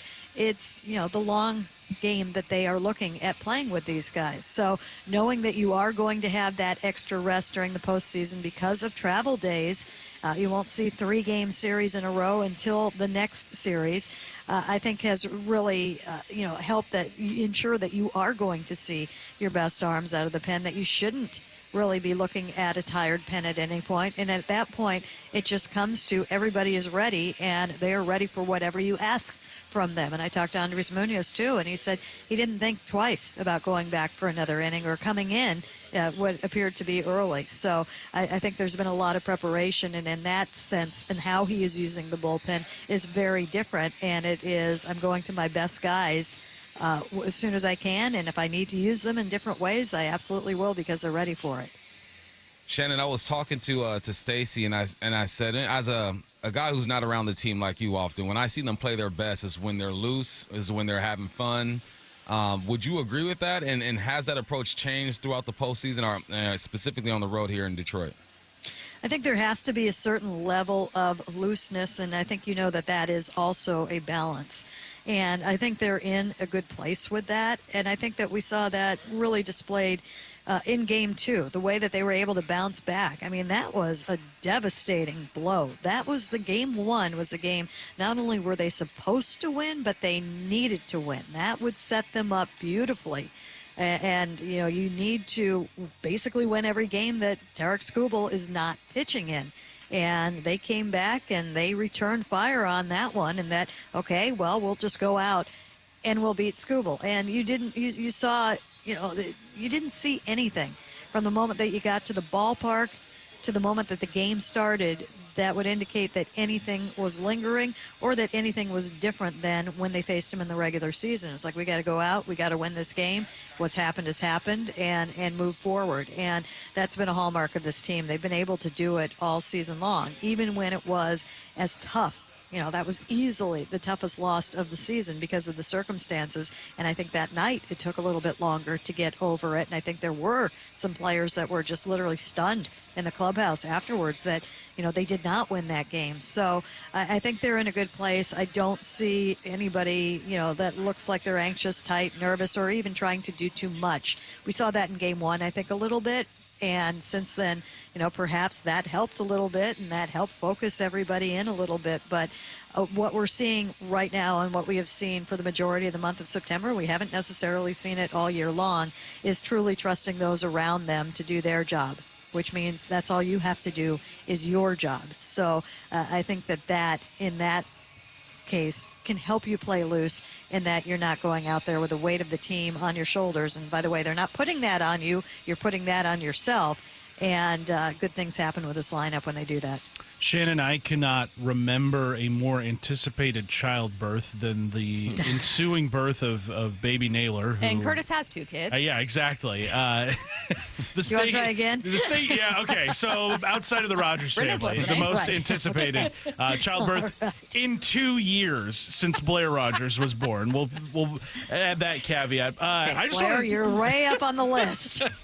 I just want to know, Shannon, what's the protocol if Naylor needs to be removed from the ALDS roster? Does the rule still implicate, or does the rule still say that if somebody's removed from a DS roster, they're not eligible for the ALCS? Is that how it goes? No. It's paternity leave. They get a couple of days. Yes. Okay. Yes. Well, that's a relief. That's all I needed to know. We're trying to put people at ease here. Shannon, I wanted to look at the bullpen here. Andres Munoz with 3 scoreless over 2 appearances. Gabe Spire has retired each of the batters he's faced. 2 arms that we knew would be hugely important. I apologize for the double barrel question here, but both are equally important. Maybe I'll just answer one. There you go. Answer the one you want, I guess. What changes in your mind about bullpen usage for this group in the postseason when every single out matters? And secondly, is there an arm in particular that you think can help get this series done for Seattle? I think you just mentioned the top 2, and Gabe Spire is so important with so many lefties and dangerous lefty hitters in this lineup, and he doesn't always see that. Like if you were playing the Astros right now, he might sit for 3 days, with Alvarez out. And so the thing that's fun about it is Gabe is totally up for it. Like he hates it when he goes in, and there just isn't that guy. Let alone 2 or 3 guys. So, he is good to go with this, and it's been fun seeing him get a little bit of extra attention because he has been one of the best left-handed relievers in the game this year and very under the radar. But, he's important in that regard, and the attitude with all of them is whatever you need right now. And they seem to be in a space where they can do that. And who could be of impact in this? You would like to see, I think, Matt Brash, and I don't know if calm down is the right word, but he is coming into games quite a bit, and as Jerry DiPoto delivers the lucky Cheetos. All right, we have Cheetos, so we're in good shape, right? And the thumbs up. All right. He's been walking the first batter when he comes in. It's taking him a little bit to settle in, and, you would like to see him in a space where it is not as much on the edge, and as this goes on, you would like to see he's in a space where you could bring him in mid-inning if he has to get that out with the runners on right now. Right now it's a little tough when he's having a little trouble finding his command when he comes into the game, so you almost have to start him in clean innings. I think at some point he will be asked to come in and get the big out, and you have to allow for where he has been. He is off of the IL this year. He is off of Tommy John surgery. And in talking to different pitchers, including 2 that we do post-game shows with, Charlie Furbush and Ryan Rowland-Smith, is, it absolutely is different. You may look back, you may be back, you may be doing what you did before, but the feeling that you have and kind of the muscle memory and those things, that often takes an entire off season to get back to where you were. So, you're hoping that you see him get to a point where you're just talking about command at that point, because the slider is as nasty as it ever was. And, I love the way that Cal handled him in Game 2. And if you're looking for that player that could be key, it could be asking for just a little bit more from Matt Brash. He's had the results in the first 2 games, and now could you go to him in a situation that's even tighter than the ones that he has come in so far? Shannon, what's the reputation of that ballpark during the playoffs? Because, I keep seeing all these clips here in T-Mobile, and I try to imagine what it's like for the opposition out there. What kind of atmosphere do you expect over there for the Mariners tonight?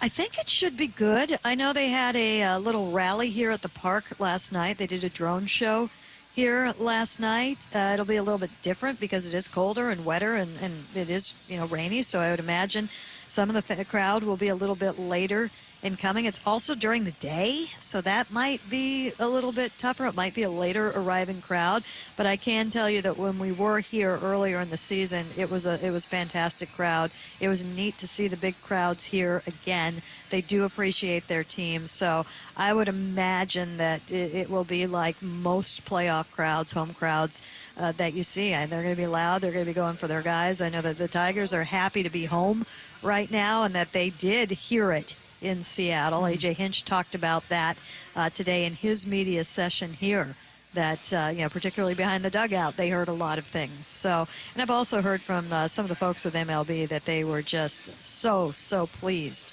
with the atmosphere at T-Mobile Park, with one of them saying it's one of the best atmospheres that he has been in postseason baseball. Love hearing that. She's Mariners insider Shannon Drayer. Thank you, Shannon. Thanks, Shannon. You got it, guys. You are listening to the Mariners Pennant Push presented by Cheetos. And now let's listen to Dan Wilson at the podium. Oh, okay. Just kidding. We don't have Dan Wilson just yet. Well, let's quickly recap a bit of what we learned from Shannon for just a couple seconds here. I think, granted, we learned a lot about this team, how important Gabe Spire is going to be. I'm going to be really honest, and maybe this is just kind of like a sentimental answer, but hearing about the crowd was very, very cool. So now let's take a listen to Dan Wilson at the podium. Dan, you probably know the question that's coming here, but we saw the social media post from the team. Is it Josh in the lineup tonight? Is he good to go? Yeah, Josh is here. He's in the lineup. We're excited to have him back in the lineup, and excited to get started here today with Game 3. Not a mustache question, Dan. With Naylor, he's been dealing with the idea that his wife was going to go into labor at any minute. I mean, how distracting is that for a player? It's his first child. All these things going on around him. Plus, he's got to perform in the playoffs. How difficult can that be? Yeah, I mean, obviously, it's a huge deal, and it's something that's you're always thinking about that, of course, but I think he's handled everything really well and has done a tremendous job for us since coming over here, and I think he's one of those guys that's able to to continue to focus on what needs to be focused on at the moment, and we've seen the intensity from Josh, and it's been incredible to have him a part of this club, and we've seen it play out this whole time he's been with us. Dan, we obviously want to respect his privacy if he wants to keep it personal, but was the baby delivered? And fans want to know if there was, where they can send flowers and gifts. Yeah, I would just say I'm sure Josh would be happy to talk about, whatever. So, I would just, point you in that direction at this moment. But, we're excited to have him back. We're excited he's here with us and, excited to have him back in the lineup. And do you know who your Game 4 starter is going to be yet at this point? We're going to see, kind of how today plays out, and we should know more once the game's over tonight. So, we just see how today plays out. Dan, the last time you guys were in Detroit, same pitching matchup as it was today, Logan and Jack Flaherty. Just what'd you kind of learn or take away from what you saw from Jack and from how Logan pitched this lineup here in this ballpark? Yeah, I think, it's Logan has pitched very well for us, and his ability, especially with his secondaries, the slider, the split, have been so good, and they play off his fastball so well, and that's going to be the key for him today, and attacking this lineup, especially with the lefties, being able to use the secondaries and use that fastball at the top of the zone as we have seen. And Flaherty has, hit the secondaries of his own, good sharp curveball and the sweeper. So, offensively, like we've been talking about, our guys have put those ABs together. That's what's going to take again today, and just, mounting that consistent at-bat to at-bat attack that they do. Dan, what have you seen from Randy Arozarena down the stretch, and how his at-bats have compared recently compared to earlier in the season? Yeah, I mean, I would say with all our guys, really, the ability to stay in the middle of the field, to drive the ball gap to gap, I think that makes us, better as hitters, and we're at our best when we're able to do that. And Randy's certainly, no exception there, and has driven some balls to right field. I thought he hit a couple balls, especially in Game 1, that had a chance to get out of the ballpark to right field, and we're run down at the warning track. So, I feel like he's in a really good spot, and I think was a big key to get the game started, against Scuba with the base hit, and just continues to use middle of the field and the other way, and I think that puts all our guys in a good spot. Dan, the weather is obviously iffy. Does that change anything about what you guys can and can't do on the field pregame? Maybe how Logan goes about his routine, kind of the not knowing what's coming. Yeah, I mean, as of right now, there's nothing on the field pregame. But this is very common occurrence during the season. Our guys know what to do, so they'll hitting in the cage and shouldn't change many routines much, and everybody will be ready to go at game time. Yeah, it doesn't matter, but yeah. So many often during the season we've talked about the clutch hits, timely hits for this team, and you said, yeah, it's because these guys love each other, have each other's back. Is there a better example of that than what we saw Sunday? Detroit ties it, and the guys dug deep and got the hit they needed? Yeah, I think, that was obviously the huge key for us is giving, we gave up the lead there to Detroit able to tie it, but then for us to come right back in that next half inning and get that run back was huge. And yeah, I mean, that's all part of having each other's backs. And, these guys have done that all season long. They've bounced back. They've been resilient. And that was huge for us there. And that was really the difference in the ballgame. Dan, just to see what Julio's done the last couple of days, and obviously you've been around him for years, and he's in the situation where he comes up as a top prospect, and it's kind of the weight of the city and fan base anointing him and that kind of expectation. What's it been like to see him have the breakthrough on this stage that he has in the last couple of days? Yeah, it's been, exciting. He's obviously an exciting player, and I think the thing about Julio that's the best is he just loves playing the game. He enjoys playing the game. He has fun out in the field. He has fun, in his at-bats, and to see that joy, as he plays and plays well in this series is what it's all about. And I think that's been a huge key for him, is just being able to relax and have fun. And we've seen a lot of fun from him for sure. Hey, Dan, did you know AJ at all during your respective playing days? Have you gotten to know him since? And what's the chess match like managing against him? Yeah, I would say we knew of each other, obviously having played against each other over the course of a career. Don't know him, super well. Personally have met him a few times here in the course of the series. Tremendous amount of respect for AJ and just how he manages, how he his reputation in the game throughout his career, and just what he's been able to accomplish, and tremendous amount of respect, and I think managing against him, you always know, he's right there with you and trying to move. I don't know how to play chess, so I don't know how to use that as a metaphor. But he's right there on every move, and that's what makes this so fun too. Dan, acknowledging that it's been just 2 games, can you describe the differences that you've felt managing in the playoffs versus managing in the regular season? Yeah, I mean, I think the biggest difference really is just sort of the urgency and where you are in the course of a game. I think your guys are pretty rested because there just isn't as much back-to-back games. So you have full bullpens, you have full benches, and you can use them. And I think you can sort of use them earlier and more advantageously at times. And that's, for me right now, that's sort of the biggest difference that I've seen. When you have relievers who are rolling like these guys are, and how to line them up, pretty consistently, how much does that help a manager and help a team when you have that steady sort of look from 6th through the 9th? Yeah, no doubt. I mean, I think that's been a huge key for us, even down the stretch at the end of the year here, is just how our bullpen has performed and finding the right spots for them and then, getting them in there, and they've just been able to deliver. And I think the same is true here in the playoffs, and these guys just continue to throw the ball well and give us huge innings. And, that's what this time of year is all about is sort of stopping the momentum one way or the other. And these guys have been able to do it very consistently. Specifically with your closer, with Munoz, he's got a nice little track record now of success. What specifically makes him so dominant at the back end? Yeah, I would say, what makes all our guys dominant, and that's, attacking the strike zone, not getting behind, not walking guys, being able to attack, get ahead, and control the count, control the at-bat a little bit more. And I think that's huge, especially late in the game like that. And Mooney's been able to do that, and as have all our bullpen guys, and that's a big key for us. And Gabe Spire was in here a little bit ago talking about the confidence he's pitched with this year. When you get into a postseason environment like this, how big of an asset is that? A guy who has pitched in virtually any inning for you this year, and righties and lefties.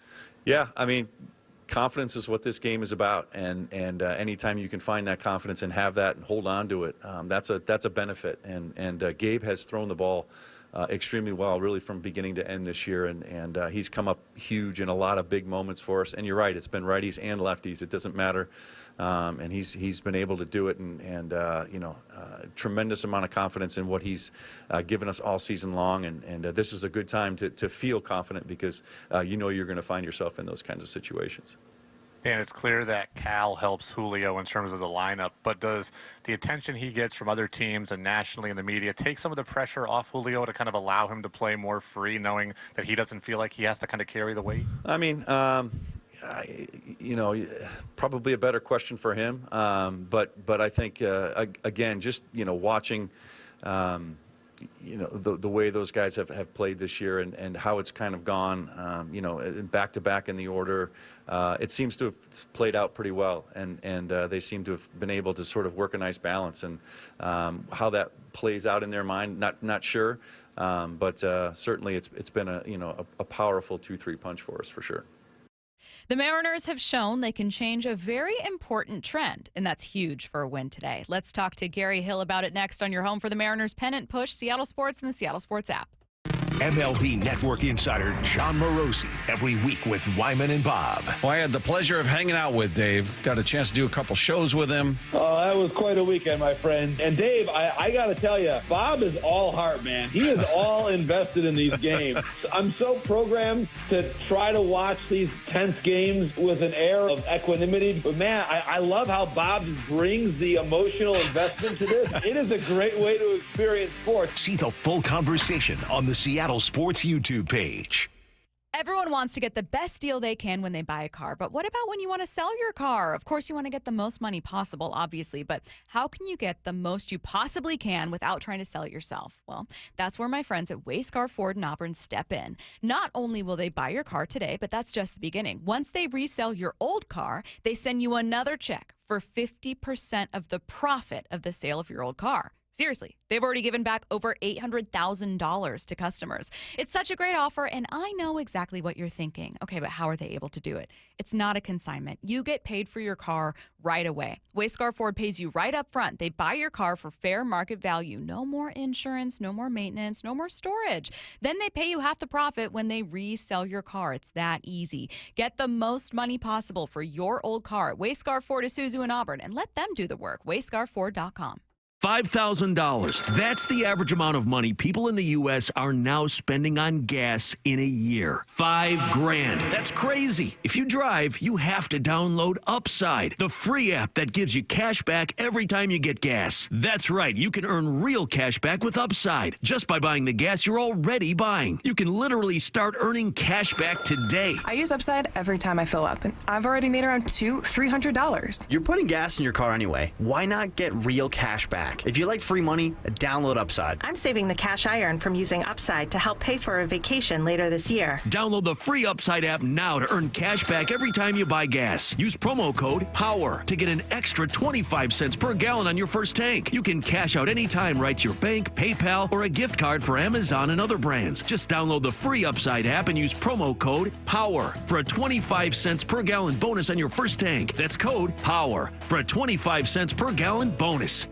Hey, Brock Hewitt here for my friends at PCF Construction. It was a couple years ago. We were seeking a complete outdoor living space. Molly wanted a new deck. She wanted to really make our outdoor space pop, and boy, am I glad we called PCF. Why? Because whether it's a very specific project or outdoor living, like an underdeck ceiling, deck, patio cover, railings, PCF has you completely covered. You know, Molly's an interior designer. She knows construction. She knows attention to detail. And PCF, they checked every single box along the way. And right now is the time to make the call. Up to $6,000 off your project, plus no payments and no interest until 2027. And you can save an extra $1,500 when you bundle your deck with a patio cover. Find all the offer details, get project ideas, and browse photos at pcfgroup.com or simply call today at 425-629-8476. That's 425-629-8476, pcfgroup.com. Temperatures are dropping, but you don't have to settle for a chilly home this winter. Keep cozy and safe with energy-saving products during Washington Energy's home heating sale on now. Upgrading your home is as easy as $1,000, $2,000, $3,000 off. Take $1,000 off furnaces, fireplaces, and water heaters, $2,000 off high-efficiency heat pump systems, and $3,000 off whole home generators and ductless mini splits, plus free financing. Washington Energy Services, your expert resource for affordable home comfort. Call for a free estimate. Your home for baseball's postseason and your American League West champion Mariners. Seattle Sports. Life's expensive enough, isn't it? Groceries, gas, kids' activities. Sometimes your roof needs replacing, but your budget says not now. Hi, I'm Justin Shirley, CEO of State Roofing and Exteriors. We want to help with an offer to lift that weight off your shoulders. Get 0 down, 0 payments, and 0 interest for up to 24 months. Or save up to $3,000 on a new roof today. Call 866-ROOF-ROOF or visit stateroofing.com. Luxury has arrived at Snoqualmie Casino and Hotel. It's Mike Salk here. You can book now for an unforgettable experience. Let's talk about Hawks Peak. It is the place to be for game days this football season. With over 66 TVs, indoor-outdoor concept, the deck is covered and it's heated as well. And the food, oh man, it was excellent. All with breathtaking views of the Cascades and the Snoqualmie Valley. Yep, you can go to snocasino.com. Seattle's closest is now Snoqualmie Casino and Hotel. With football season comes colder weather, so if you need new windows and doors, don't drop the ball. Steve Rabel here with Keith Dashafi from locally owned Pella Windows and Doors of Western Washington. So Keith, what's your next big play? Well, Steve, right now get 40% off qualifying installs or no payments and no interest for 12 months on approved credit. Schedule a free consultation with Pella Windows and Doors of Western Washington. Go to PellaPNW.com. That's PellaPNW.com. Is your car road trip ready? Don't get stranded. Get to Bucky's Complete Auto Repair. Bucky's has been preparing cars, trucks, and SUVs for safe, worry-free travel for over 50 years. We take care of your car with experience and good old-fashioned customer service. For all your oil changes, brakes, AC charging, and factory maintenance, choose Bucky's. No appointment needed, and yes, friendly financing is available. Visit Bucky's.com. Bucky's, where your car feels right at home. Mariners Pennant Push, presented by Cheetos. Mariners broadcaster Gary Hill joining us now on the Emerald Queen Casino Sportsbook Hotline. Gary, this is a stat that everyone was reading through, unsurprisingly, after a Game 1 loss for the Mariners, and it was that teams that drop Game 1 go on to win a best-of-5 series in expanded, well, not just expanded playoffs, but go on to win a best-of-5 series just like 26% of the time. However, of the 3 ALDS that Seattle has won, 2 of them have had a Game 1 that was dropped. Does this year's team feel like a team that can certainly buck that trend? And today is going to tell a lot of that story, I think. This is a pivotal one. You have Logan Gilbert on the mound, and this is one, you just do the math on it. It becomes pretty simple math after today. Yeah. The winner of this one just needs one more. The loser has to win out. And knowing that Scuba would probably be the guy in Game 5, so you have that staring at you as well. So this is a huge one today with Logan Gilbert on the mound. So to buck that trend, I think you got to get this one to do it. Gary, what's your biggest concern for today? Is it a player? Is it a situation, a decision? I don't know. I don't know if concern's the right. I don't have a big concern going in, but it's one baseball game, right? You never know what's going to happen in one game, especially with so much riding on one game. So that's it. I mean, Detroit's back home for the first time in a long time, which is pretty unusual. In fact, today's October 7th. They actually haven't won a home game since September 6th. It's been over a month since the Tigers have won a baseball game here at their home park, which is pretty wild to think about.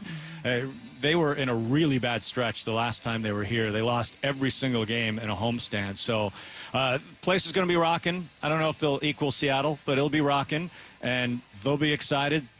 Detroit lost in this round last year to Cleveland. They had high expectations with the season they had, especially early on in the season, so they want to move on. But that's the thing about one game. You just don't know how it's going to play out. But I think you feel great about Logan Gilbert on the mound. He's been excellent for the Mariners this year, and you look at how his season has played out, and I know he hasn't necessarily gone deep into ball games, but he's been dominant in ball games, and that's what you need in the postseason. Swing and miss is so valuable in the playoffs, and that's what Logan has brought to the table all year long. He has one of the best strikeout rates in baseball. Gary, I know the Mariners are guaranteed tomorrow. There is a game 4, but do you kind of have to approach today's game as being all in with what's at stake, and you get that 2-1 series lead, all of a sudden things can break your way a little bit more in game 4? Is today just kind of an all hands on deck day?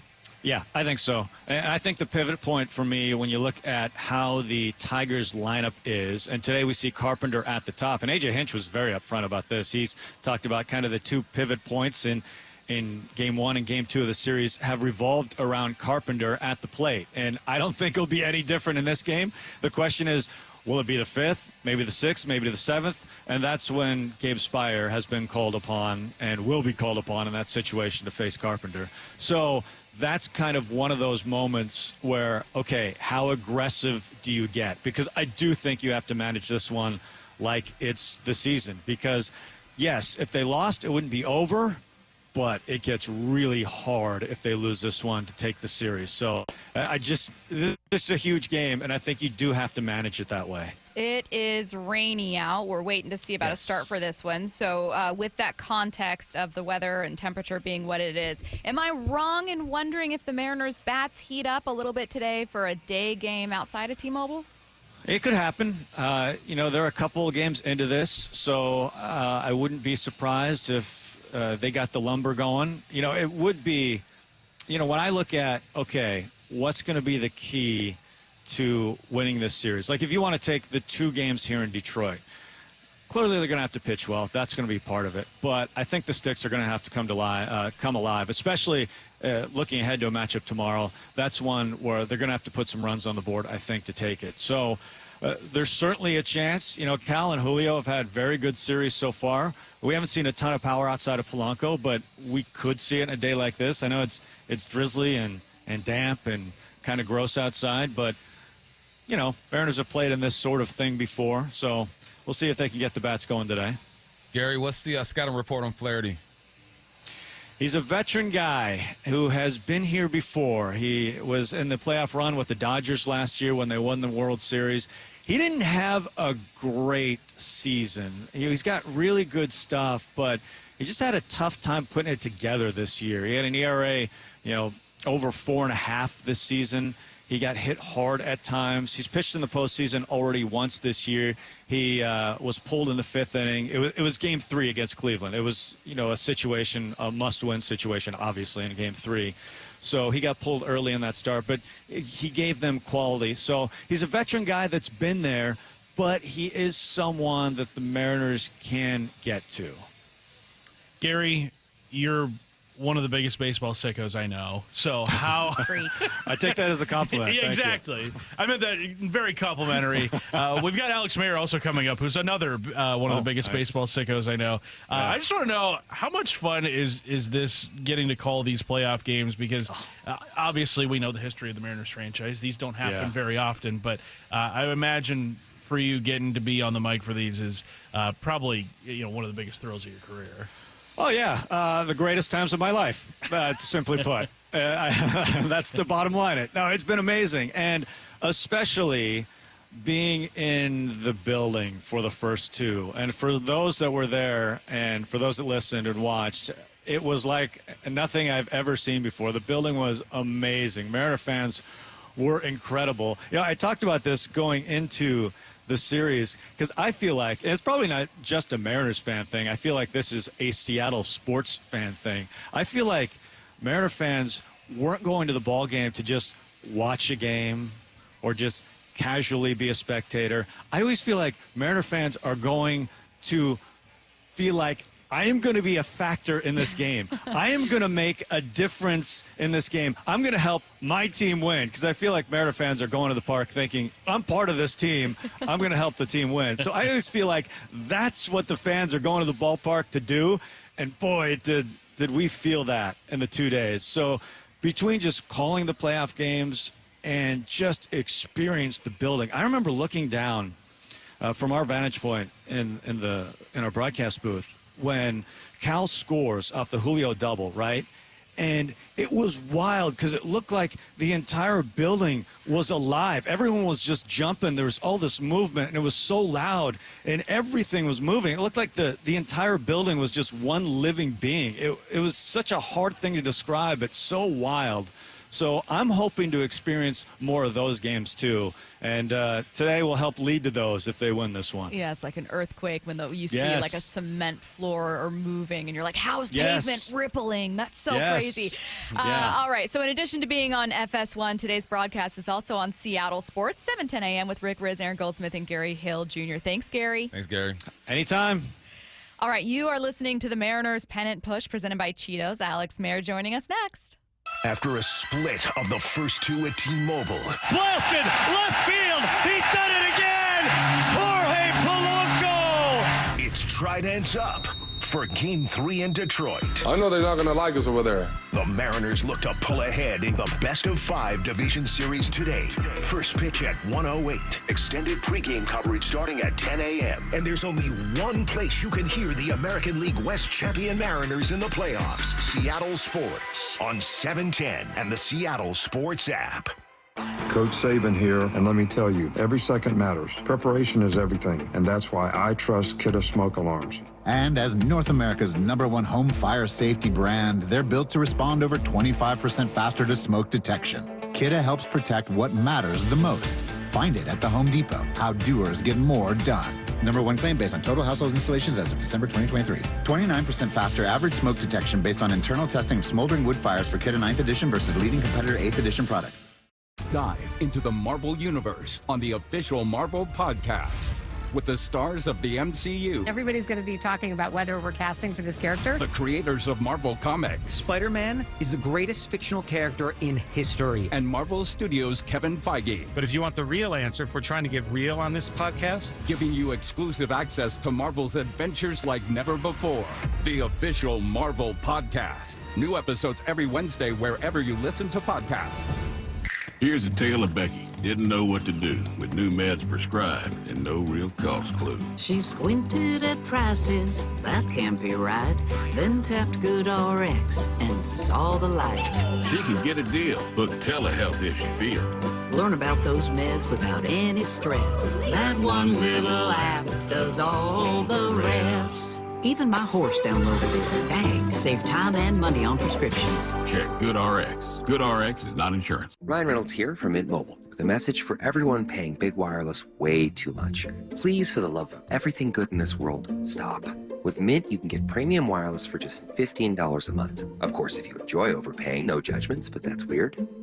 Okay, one judgment. Visit mintmobile.com/radio.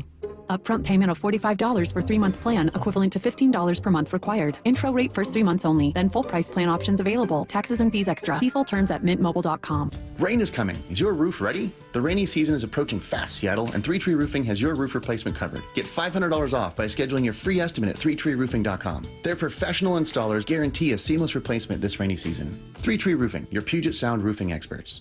Are you thinking about getting a new TV this week at prime prices? Maybe a Samsung, LG, or a Sony? Before you click, you should check out Video Only, because they've got below prime deals. That's right, top-rated TVs at better than online prices. Curbside pickup or home delivery are available. Don't click before you call Video Only, because if you do, you'll be sorry. When it comes to the security of your business, doubts can creep in about who you're trusting to protect it. At Bay Alarm, we got you. For nearly 80 years, we've been putting our customers' minds at ease with our advanced technology and personalized support. Feeling insecure about your current security service? Visit bayalarm.com today. Bonneville International radio station contests are open to participants 18 years of age or older that are residents of Washington State unless otherwise specified. Employees or agents of the station, Bonneville International Corporation, other area radio stations, or any entity associated with the contests are not eligible to win unless the station otherwise specifies at its own discretion. Persons who have won in the last 60 days from a station contest or event may not be eligible. Full general contest rules are available on seattlesports.com or in person at the station during regular business hours. Home of your American League West Division champion Mariners, Seattle Sports. Are your investment dollars working as hard as they should be? You've spent years building your future. Don't let outdated advice put it at risk. Hi, I'm Jeff Jr., founder of Trajan Wealth. We're a veteran-owned firm proud to bring a new standard of financial care to the Seattle area. Our nationally recognized advisors are fiduciaries, ethically bound to put your interests first. That's the highest standard of care in the industry. As a privately held company, we answer to you, our valued clients, not shareholders. For households with $500,000 or more, let us build you a customized plan. From Bellevue to Tacoma, get advice you can count on. It's time to take a fresh look at your financial plan. Call Trajan Wealth, 206-466-3300. That's 206-466-3300. Trajan Wealth. Plan smarter, dream bigger. Advisory services offered through Trajan Wealth, LLC, an SEC-registered investment advisor. Have you considered surgery or even joint replacement? Hey, it's Dave Wyman, and before you make that decision, see Dr. Mark Wagner, MD, at Seattle Sports and Regenerative Medicine. Why? Because he gives it to you straight. Dr. Wagner said my right knee needs replacement, and I appreciate his honesty and expertise. My left knee is fine right now, but the minute it isn't, I'm heading to Dr. Wagner for his expert opinion. I want to avoid another surgery, and I've heard so many patients rave about results from their 90-minute outpatient stem cell procedure with Dr. Wagner. He's a board-certified Seattle physician with over 30 years of experience and has performed more than 20,000 stem cell procedures using a person's own stem cells to regenerate cartilage in their own joints. People with severe osteoarthritis, even bone on bone, are back doing what they enjoy without pain and without surgery. Whether it's a shoulder, hip, elbow, ankle, wrist, or knee, before choosing surgery, see Dr. Mark Wagner first. Go to drmarkwagnermd.com. This is Mariners Pen and Push, presented by Cheetos. You're listening to the Mariners Pen and Push, presented by Cheetos. Alex Mayer joining us now on the Emerald Queen Casino Sportsbook Hotline, head of Mariners Stats and Info, and we got a lot of stats and info to get to, especially prevalent to obviously this game and this series. But quick, Alex, any update from Detroit? We're looking at a weather situation there. What's happening? Yeah, well, first of all, thanks for having me. I'm calling from Comerica Park. Really excited for games 3 and 4 of the DS. Raining very lightly right now. The tarp's on the field, but the last update that we got from MLB, we expect an on-time start. So until we hear otherwise, we're planning to go at 1:08. We're planning to go at 1:08 today. So hopefully that stands. Alex, tell me something weird about the Comerica Park. I feel like you have a story or you've seen something. Just tell me about that place. I don't know if I have anything super unique to Comerica Park other than the air conditioning wasn't working here when we were here in mid-July. You know, I mean, the Mariners sweep of the Tigers going into the All-Star break more than made up for that. But I think walking in here, I was talking to Brian Wu and Cal Raleigh. We have very fond memories of playing here because besides the sweep of the Tigers, we also got to hop on the plane to the All-Star game, which was a really cool experience being there for the first time for all of us. So that's kind of the first thought when we were walking through these doors. You know, the first half ended on a good note for the Mariners, and we got to go to Atlanta straight from here. Alex, the Mariners lost game 1 of the series, but you've got a nice little nugget for us to keep the hope alive, especially after winning game 2, getting back in the series at 1-1. They've had previous experience in this situation. Yeah, they have.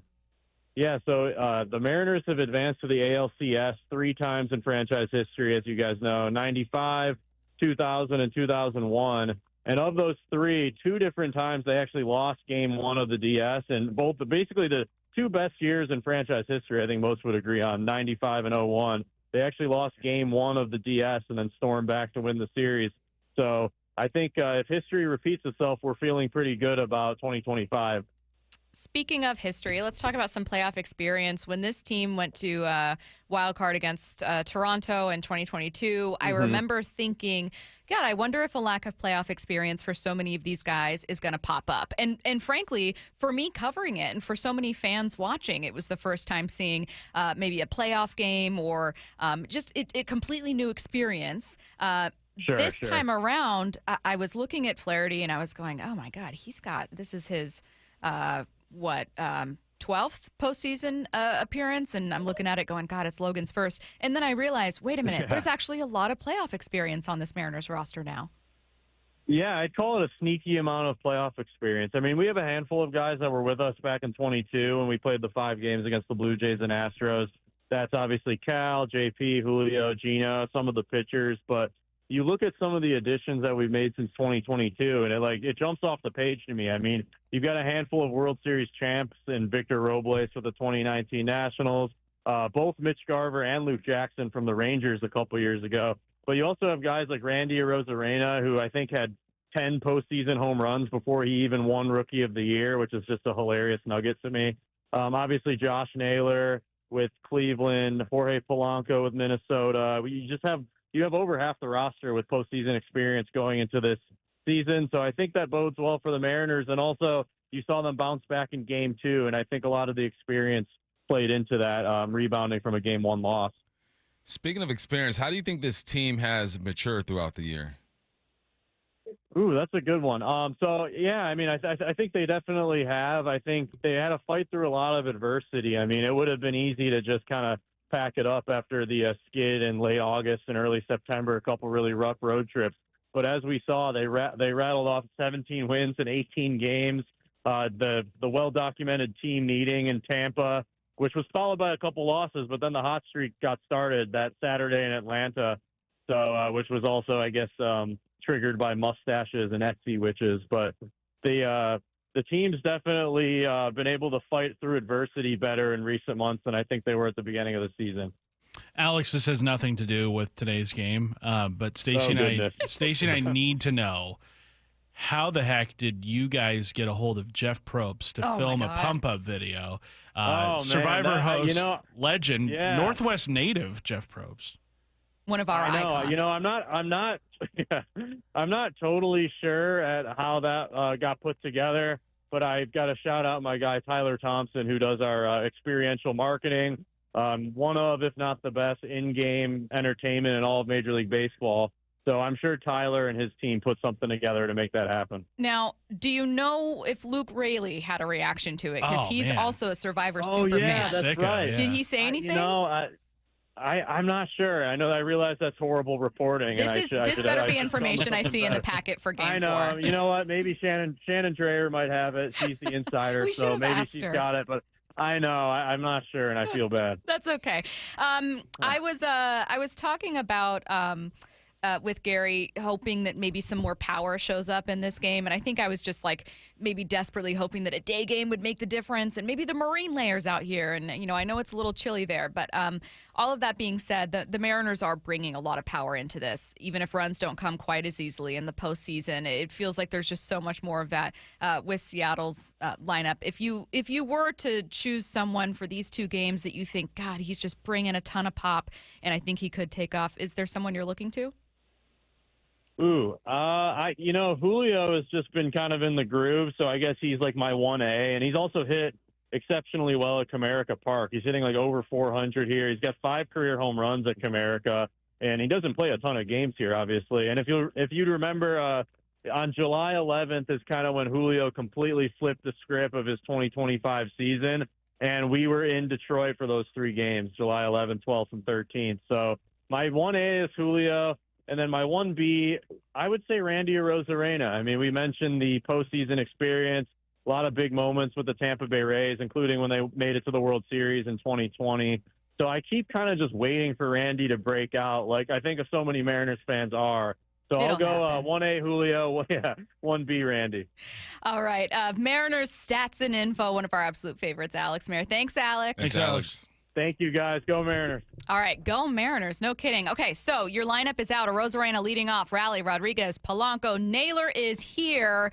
Presumably a new dad at first base. Maybe that dad strength is bringing something today. Suarez, Canzone, Robles, Crawford, Gilbert on the mound. Mariners are taking on the Tigers in Detroit at Comerica Park for Game 3 of the ALDS. Guaranteed at Game 3, guaranteed at Game 4. Can they avoid getting to 5? Series even at 1-1. Logan Gilbert again on the mound for Seattle against Jack Flaherty for Detroit. Despite some rain in the forecast, first pitch still scheduled for 1:08 p.m. A pregame show 1 hour leading up to first First Pitch is coming your way next on your home for the Mariners pennant push, Seattle Sports and the Seattle Sports app. After a split of the first two at T-Mobile. Blasted left field. He's done it again. Jorge Polanco. It's Trident's up for Game 3 in Detroit. I know they're not going to like us over there. The Mariners look to pull ahead in the best-of-5 division series today. First pitch at 1:08. Extended pregame coverage starting at 10 a.m. And there's only one place you can hear the American League West champion Mariners in the playoffs. Seattle Sports on 710 and the Seattle Sports app. Makita knows that pros never settle, and neither do we. With Makita, you get tools that perform at the highest level on every job without compromise. Makita is for the most detailed pros, expertly engineered to deliver precision, job after job. When your work calls for the best, call on Makita. Makita, built to be the best. Available at the Home Depot. Tired of hearing scary radio ads about the IRS? Tax Relief Advocates is different. TRA is here to tell you that if you owe money to the IRS, whether it's $5,000 or $500,000, we have a solution. TRA can eliminate or reduce what you owe to the IRS with zero risk to you. We have over 1,000 5-star reviews on Google and an A+ with a BBB. End your tax nightmare today by visiting TRA.com or call 800-583-6681. That's 800-583-6681. Matt Coker here with West Coast Men's Health. In the past 5 years, we've seen thousands of men at our clinics. Most guys tell us the same story, that in their early 50s, it's not that they couldn't function, they just needed help. They started taking Viagra, and it worked great at first. But after a few years, it stopped working. The problem is that their arteries had become more restricted since they started taking it, because Viagra does not unclog arteries. Here at West Coast Men's Health, we use acoustic wave therapy to target the real problem. We break down plaque and clear up the arteries so blood can flow like it did in your 20s. This restores function. And guys, listen to this. You won't have to take a pill anymore. So if this sounds like you, give West Coast Men's Health a call today and see how we can help. With clinics in Redmond and Tacoma, call 206-519-6541. That's 206-519-6541. 206-519-6541. Online at westcoastmenshealth.com. Are you worried about economic conditions, tariffs, and inflation? Are you tired of trying to time the stock market? Maybe it's time to take a little risk off the table given current market volatility. For stability, there's no better option than Legacy Group's Northwest Fund, a fixed return of 9%. Hi, I'm Scott Rurucka, CEO of Legacy Group Capital in Bellevue. We've been running local real estate investment funds for over 18 years with zero investor losses, averaging double-digit returns since inception, and we also accept IRAs. Over 1,000 local investors have invested over $250 million in our Legacy family of funds. Feeling uneasy? Don't gamble your hard-earned money or risk your retirement. Legacy Group's Northwest Fund, returning 9%, has limited openings for new investors right now. Call 425-635-4700 or visit LegacyG.com. That's LegacyG.com. This is not investment advice. Legacy investments available to accredited investors only. Details at LegacyG.com. The fall, well, it's a great time to reset your workouts on new stuff, and Top Fitness has some great deals going on right now. Hey, Brock Hewitt here, and you've heard me talk about working out in your home gym. It's the best. From flooring to everything that goes in that gym, like treadmills, ellipticals, and strength training systems, well, Top Fitness provides it all. Top Fitness represents the very best brands available, like Washington's own Precor, yes, the company that created the elliptical, and Inspire Fitness, the leader in strength training machines, along with so many others. Give Top Fitness your room dimensions right now, and you know what? They'll do the rest. They'll do a complete fitness room design. And right now, get 0% interest financing. Mention you heard it from me and receive an additional $100 off any new treadmill or home gym. It's no secret that everyone, from personal trainers to professional athletes, love Top Fitness. Top Fitness has locations in Tukwila, Linwood, and Bellevue, or visit them online at topfitness.com for more info. That's Top Fitness, your best place for home fitness equipment. It's beautiful outside. I'm trying to take advantage of this weather and get out on the motorcycle as often as I can while the weather is here. And I've heard from a lot of you the same exact thing. I've also heard from you guys about injuries you've sustained in a motorcycle accident. And if you're somebody that's been injured in a motorcycle crash, call 1-800-LAW-TIGERS. Look, every rider has a story, and for some, it takes an unexpected turn. But you don't have to face it alone. With the Law Tigers, they make sure you get what you deserve when you need it. And in Washington, every motorcycle ride writes its own chapter, from the coastal twists of Highway 101 to the rugged beauty of Stevens Pass. And when the unexpected happens, Law Tigers are ready to ride with you. So again, if you've been hurt in a motorcycle crash, call 1-800-LAW-TIGERS. They are not just attorneys. They are actual riders who know the road and the risks. Whether you're carving through the Cascade Loop or exploring the scenic routes of Mount St. Helens, Law Tigers are the motorcycle lawyers of Washington. Call 1-800-LAW-TIGERS or visit lawtigers.com. The Law Tigers, Washington's motorcycle lawyers. Cook Law Office, PLLC, 539 Broadway, Unit 104, Tacoma, Washington, 98402. Baseball's postseason is here. Seattle Sports Playoff coverage is presented by